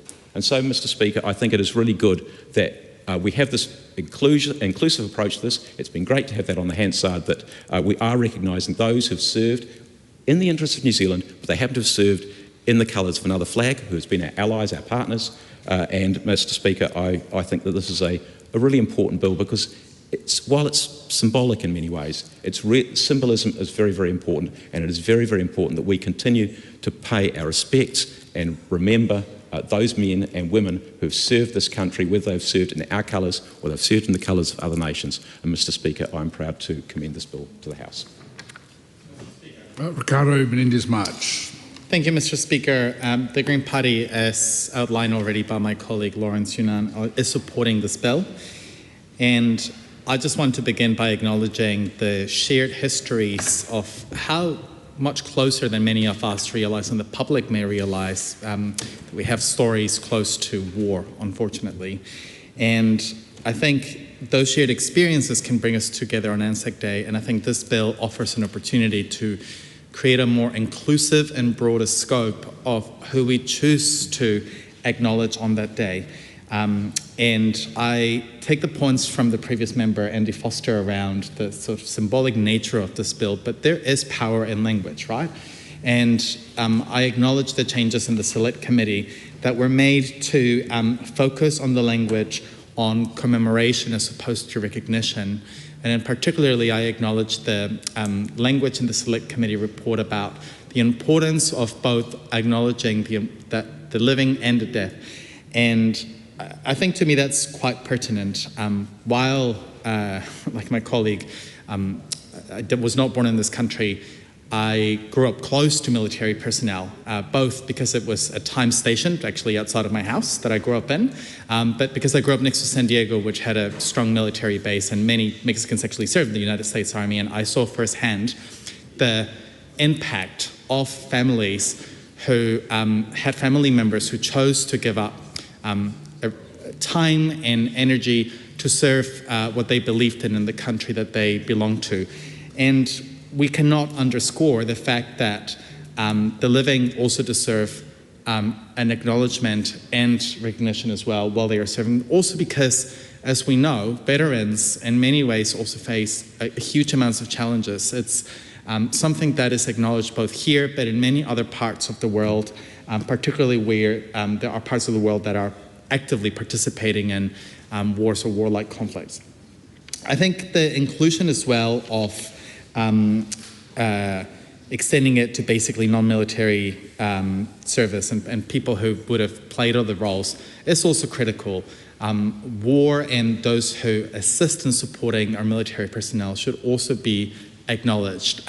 They share the trauma, they share the purpose, they share in many ways also some of the risks to their livelihoods. And so I join in acknowledging the range of non-military personnel that is now going to be included in this. As noted, there's journalists, merchants, and healthcare professionals who are affected by war and in many ways help serve countries in whatever purpose they may be serving at the time.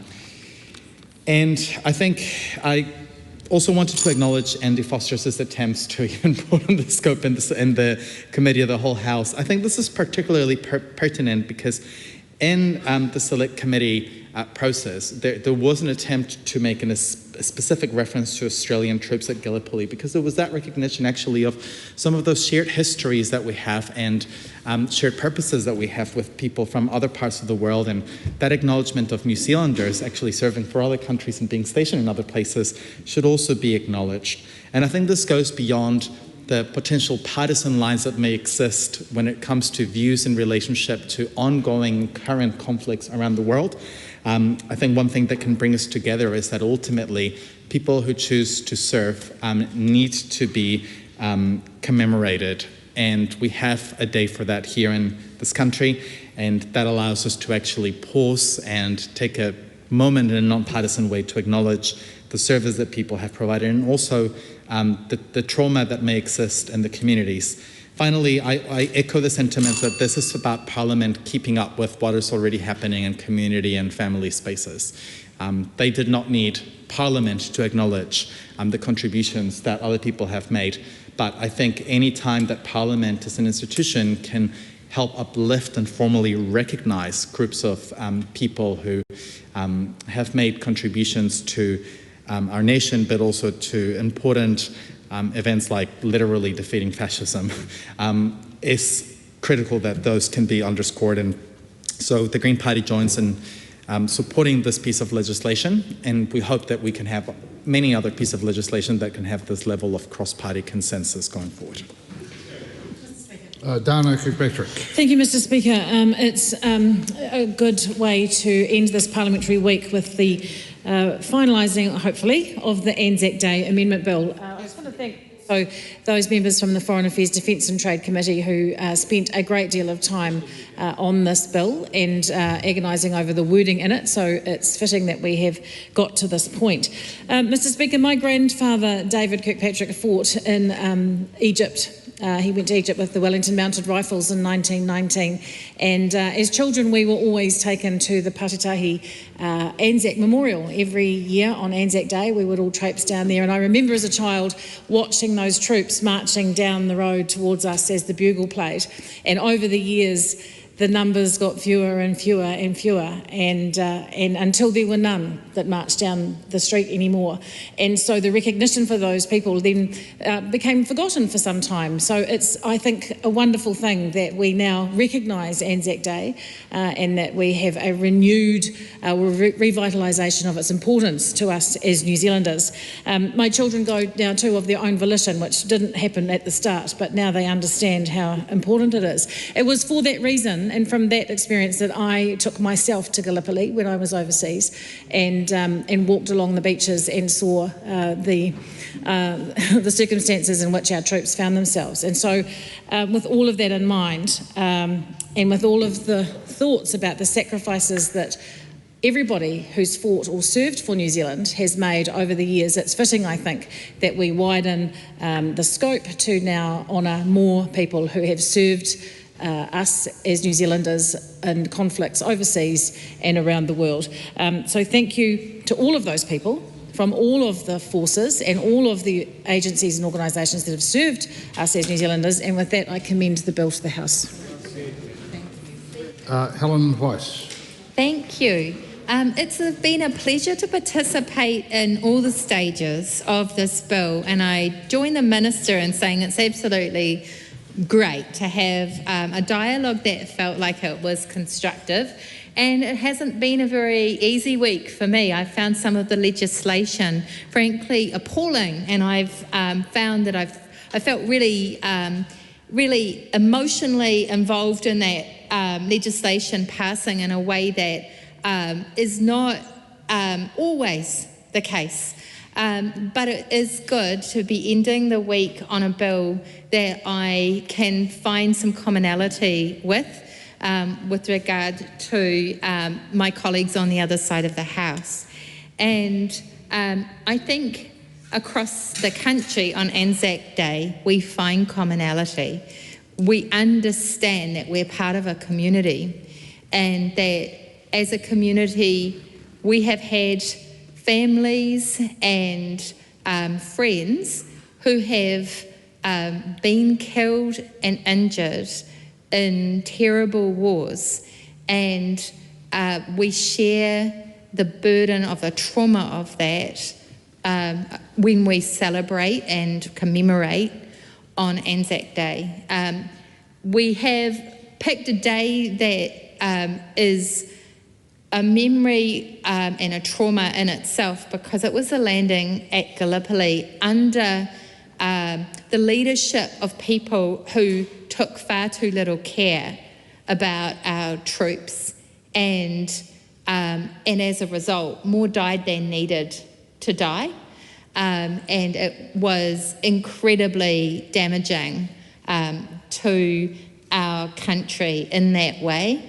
But we also found our way forward in terms of leading our own responses to wars from that point on. So it was very much part of our national identity, and I think it is the right day to commemorate. But since that time, and particularly since 1948, we have had an involvement in some work that I think we need to celebrate. It's the peacekeeping work that we have done. We've been involved in, I think it's 40 or so missions, And the work that New Zealand peacekeepers have done has been exemplary. That work has brought many stories home of the trauma others are having, and it has brought an understanding of the world we live in home. And the people who've done that work have been incredibly brave, and they deserve our recognition. And I hope that what the community has already done by including people who have been involved in wars in the commemorations is now going to be added to by this bill, because we will be officially recognising those people. Now, I want to just take one story that I have I've never shared before in this situation. There are some very known stories, but I thought I'd look at a story of a peacekeeper. And it's a story of a woman who is Colonel Mel Childs. And it's an interesting story because it's about South Sudan. And I knew just very little about South Sudan. And yet we have been involved in peacekeeping in South Sudan for a very long time. And in 2016, there was a great deal of conflict, and Mel Childs was was involved in the peacekeeping mission at the time. And she was involved in sheltering and leading a group of civilians who were caught in the crossfire of the worst possible kind. So hundreds of people died, thousands of civilians were displaced at that time, and she played such a constructive role and was recognised for that. But it's nice that a person like that will now be recognised in this Act, and we will be looking at her work and being able to tell her story. And what I hope it means is that people will know more about that conflict, and they will be able to truly recognise the bravery involved in the work that those people do. I can't imagine that bravery in some ways. It's so far removed from my life. And I take the point of my New Zealand First colleague who talked about how we have some of those people who are our bravest people. They are our most famous and bravest soldiers, and they have no recognition until now, so of this kind. And so I think that that virtue in our society is something that we also need to concentrate on at this moment, because we have a world that seems to think that one way to go is really just bullying. It's really just might is right. That is one way to go. It's not the way I want to go. People that are involved in this work are going the absolute other way. They are moving into the world, and they are doing things not for their own benefit, not for the money. They are not just using force in an indiscriminate way to get what they want. They are protecting people. They are moving with so much virtue and, dare I say it, love in that way. They are really at the hard end of that, because these are not things that are romantic. These are things that are absolutely scary that they are involved with. And I think about some of the work in Afghanistan and in Timor-Leste, and I think about the people involved at that level where they would have experienced great fear. And I think about the role model that they are to us all. I have given an earlier contribution on this. I was privileged to open in the committee stage for the Labour Party, and I was talking about how much pride I take in being able to, as a local MP in Mount Albert, give a speech at our local commemoration. I think it's probably my favourite part of the job of being a local MP, because it cuts across all political divides, and it feels an incredible honour to do that. I don't think any of us can take for granted that being given that privilege, and I think I can see some nods across the house. It's just such an amazing part of what we get to do. There are people we know in the audience more qualified, more connected, they've sacrificed more, and we have to make sure that we represent the loss that that community suffered, and make sure that we're aware enough of the miraculous survival of some of the people in our communities, but also the people who are just not there.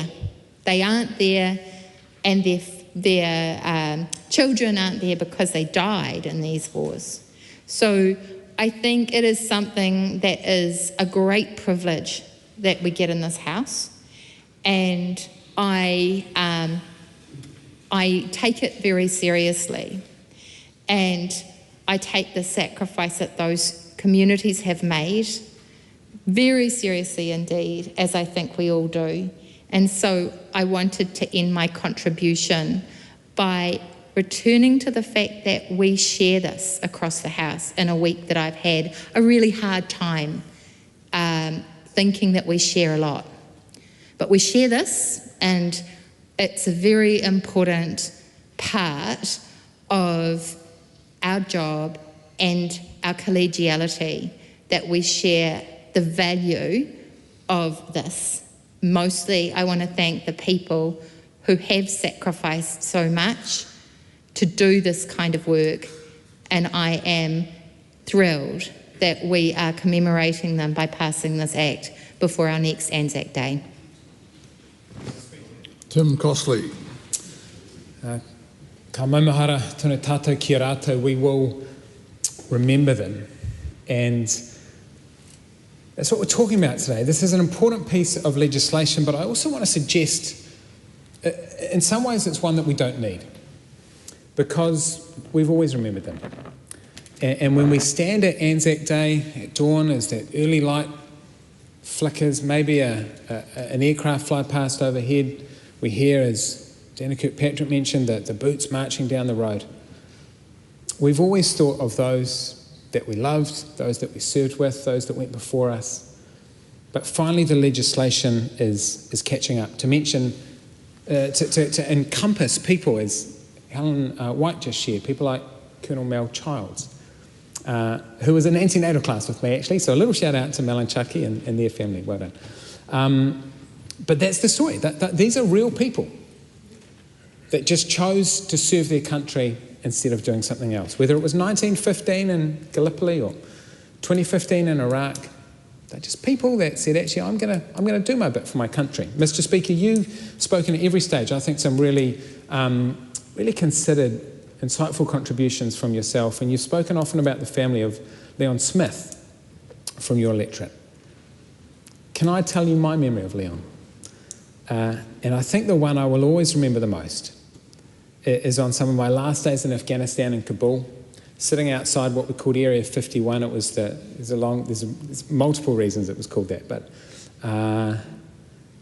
sitting there at 10, 11 at night over a bacon sandwich. We found some bacon in some old freezer. I don't know if it had been left there by the Norwegians that went before us, but anyway, it was tasty at that time of night. And sharing stories, hearing about his background in the Navy, working as a postman, used to put extra bricks in his pack in his training, working in construction. He worked at Government House I started saying, geez, you've done everything, have you done this? And sure enough, whatever I mentioned, he had done. I won't mention the job he did part-time when he was a student, but trust me, he'd done everything. And he was just a top human.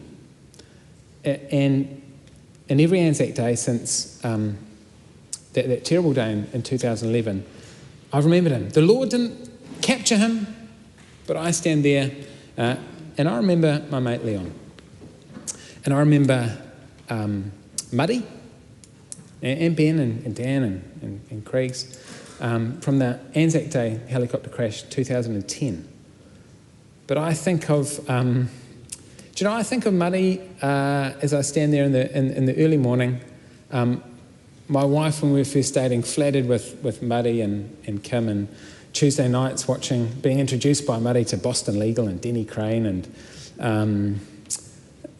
I just remember those good times. My last flight with him was my last day in East Timor. It was my last flight peacekeeping. It was his first, and I was showing him around, and there's good memories. Or Nick Cree, who also died in a separate crash, 2010. Our wives were pregnant at the same time. I think of that trip around the South Island in 2009, that flight from Stewart Island up to Tekapo, crammed into that freezing cold cockpit, but man, that flight is something I'll always remember. I remember the night actually on the way home from East Timor with him in Amberley outside of Brisbane. There are precious moments. But for me as one person, think about those precious moments for the families of these people. People that weren't covered by the old legislation because they served before 65, they deployed overseas. And then, of course, they all lost their lives while serving their country. That's what this bill picks up.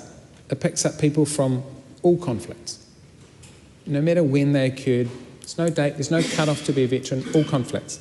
It picks up all service to New Zealand. Every year I go to Aotearoa College and we commemorate the Arctic convoys, our merchant navy, Russia, the UK. Man, those guys were brave. We remember those. We remember the police officers, as you yourself have said, Mr. Speaker, that served in East Timor and Afghanistan and many other places. And of course, remember all those who have died serving New Zealand connected with the military. People like Nick and Muddy and Leon. And this legislation says that we will remember them. We always have, we always will, but now the law catches up. I commend this bill to the House. Glenn Bennett. I don't have the same connections or stories that the member for Ōtaki has, but I thank you for your contribution in reflecting on friends, on colleagues, on family members, and the ripple effect that situations, whether it be in combat or whether it be in peacekeeping, may have on the lives of our communities. And we stand and debate this legislation this afternoon in this chamber, which also is a memorial to members gone, to members of our armed forces throughout the last century and more.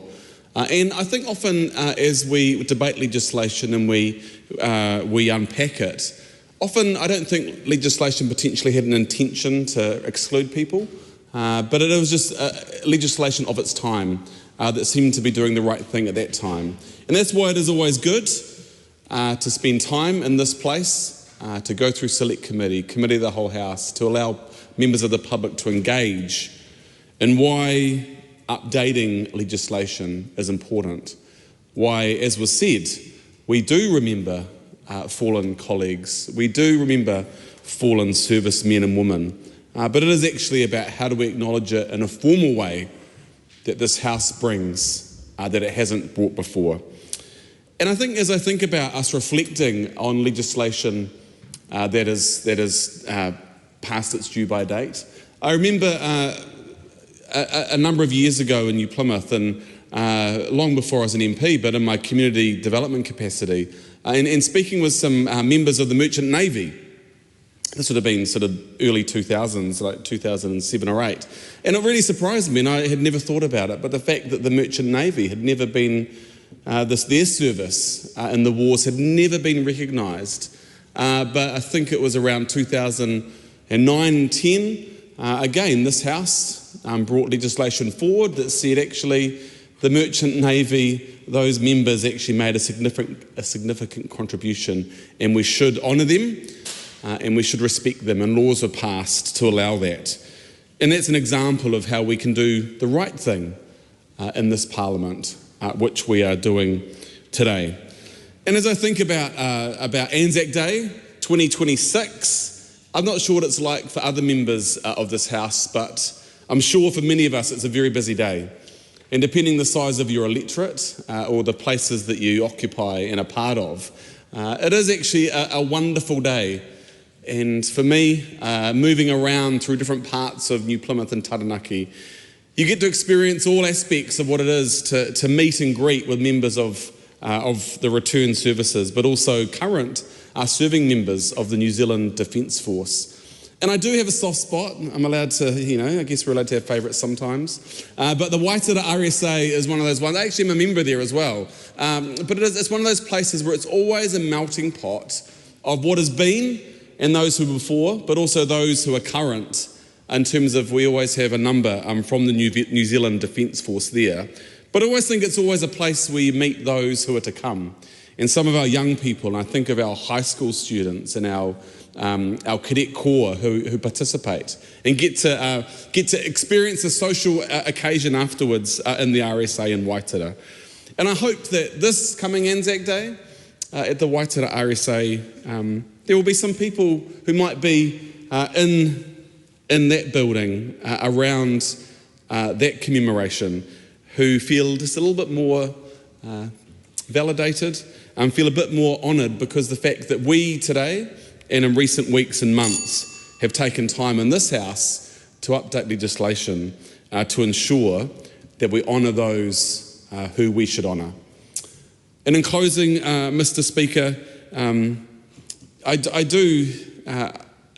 it does worry me the state of the world and where we're at right now.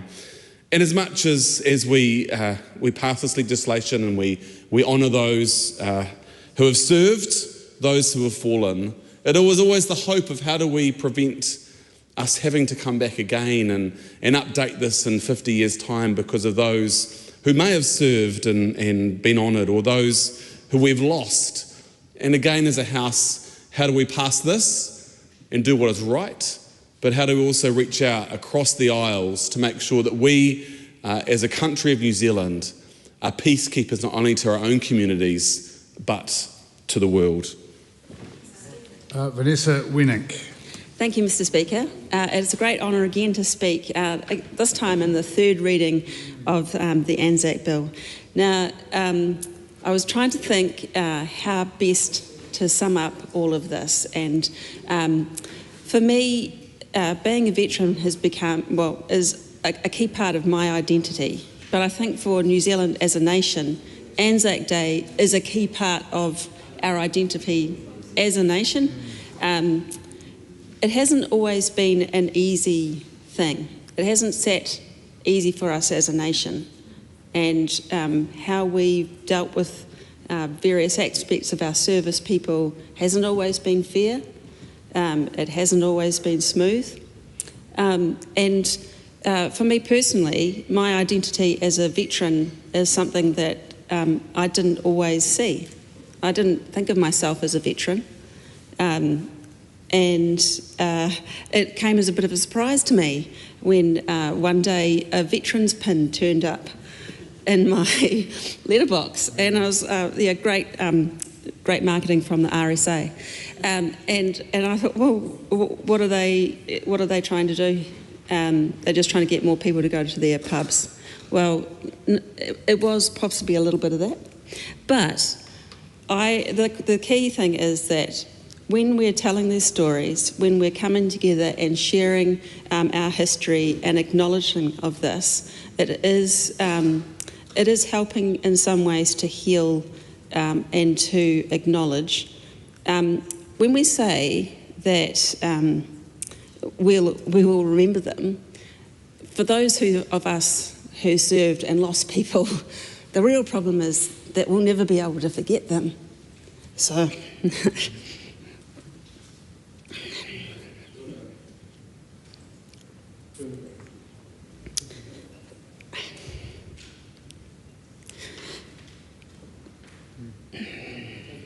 And thank you, Helen. Thank you for acknowledging Mel. So Mel Ryder and I served in Afghanistan together.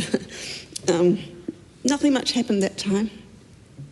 But the second time I went to Afghanistan, I was on a patrol, and it's not really that sad or anything, but it just gets me a bit emotional. We were on a patrol. We're going out to do a little clinic, and it should be pretty routine. The day before had been pretty routine, and we got to this valley.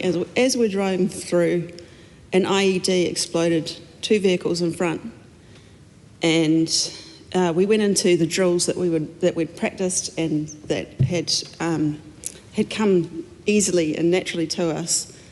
We went into all-round defence. We were in basically a huge gully that was a shooter. It was a kill box. It was just a shooting box, and we had to make the scene safe. Luckily, nobody was injured. Nobody was hurt that time. But what happened for me personally was that I realised that as a medical officer who's a non-combatant, I would have killed anybody who had tried or even come close to hurting one of those guys around me. There's no way that they would have gotten away with hurting anyone else, any of my guys. There's no chance. And that was really confronting, and it still kind of haunts me a little bit. All of us who've had difficult times, who've been through really significant events, whatever they might be, those live on with us. And so, like I say, for me, it's about all of those other people, all of the people that I've served with, all of the people that I cared for as a doctor who were veterans, all the Vietnam vets.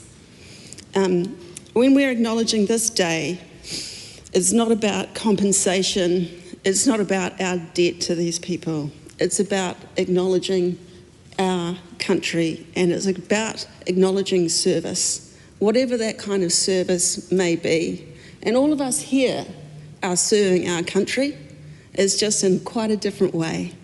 And so I acknowledge all of the members of the House, I acknowledge this memorial that we stand in and that we serve in together, and I am just very honoured to speak on this bill recommended to the House.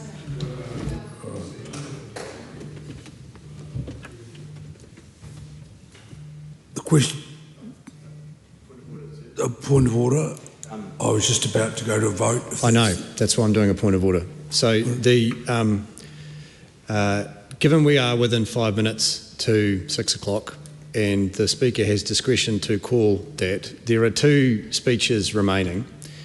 In normal circumstances, there may have been an arrangement where we would look to do the vote before 6 o'clock, but I think we can all recognise that every contribution to this, including most likely the 2 that are set to follow, contain personal contributions that mean deeply to those, and I think it would be a shame to this debate for it to be truncated.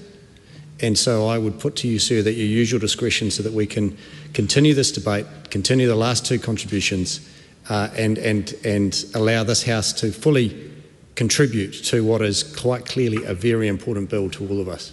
So are you, and again, are you requesting to do that now? I'm due to speak next. Well, what I was going to do was actually, I think for that reason, that to do it justice for those speeches, we might leave it. That's right. That's what I'm proposing, sir. Yes. Which is what we'll do now. So the time for this debate has ended. I'll now. So the wording is the debate is interrupted and set down for resumption next sitting day. This House stands adjourned until 2 p.m. Tuesday the 17th of February, and can I just thank members for their incredibly thoughtful and personal contributions this afternoon.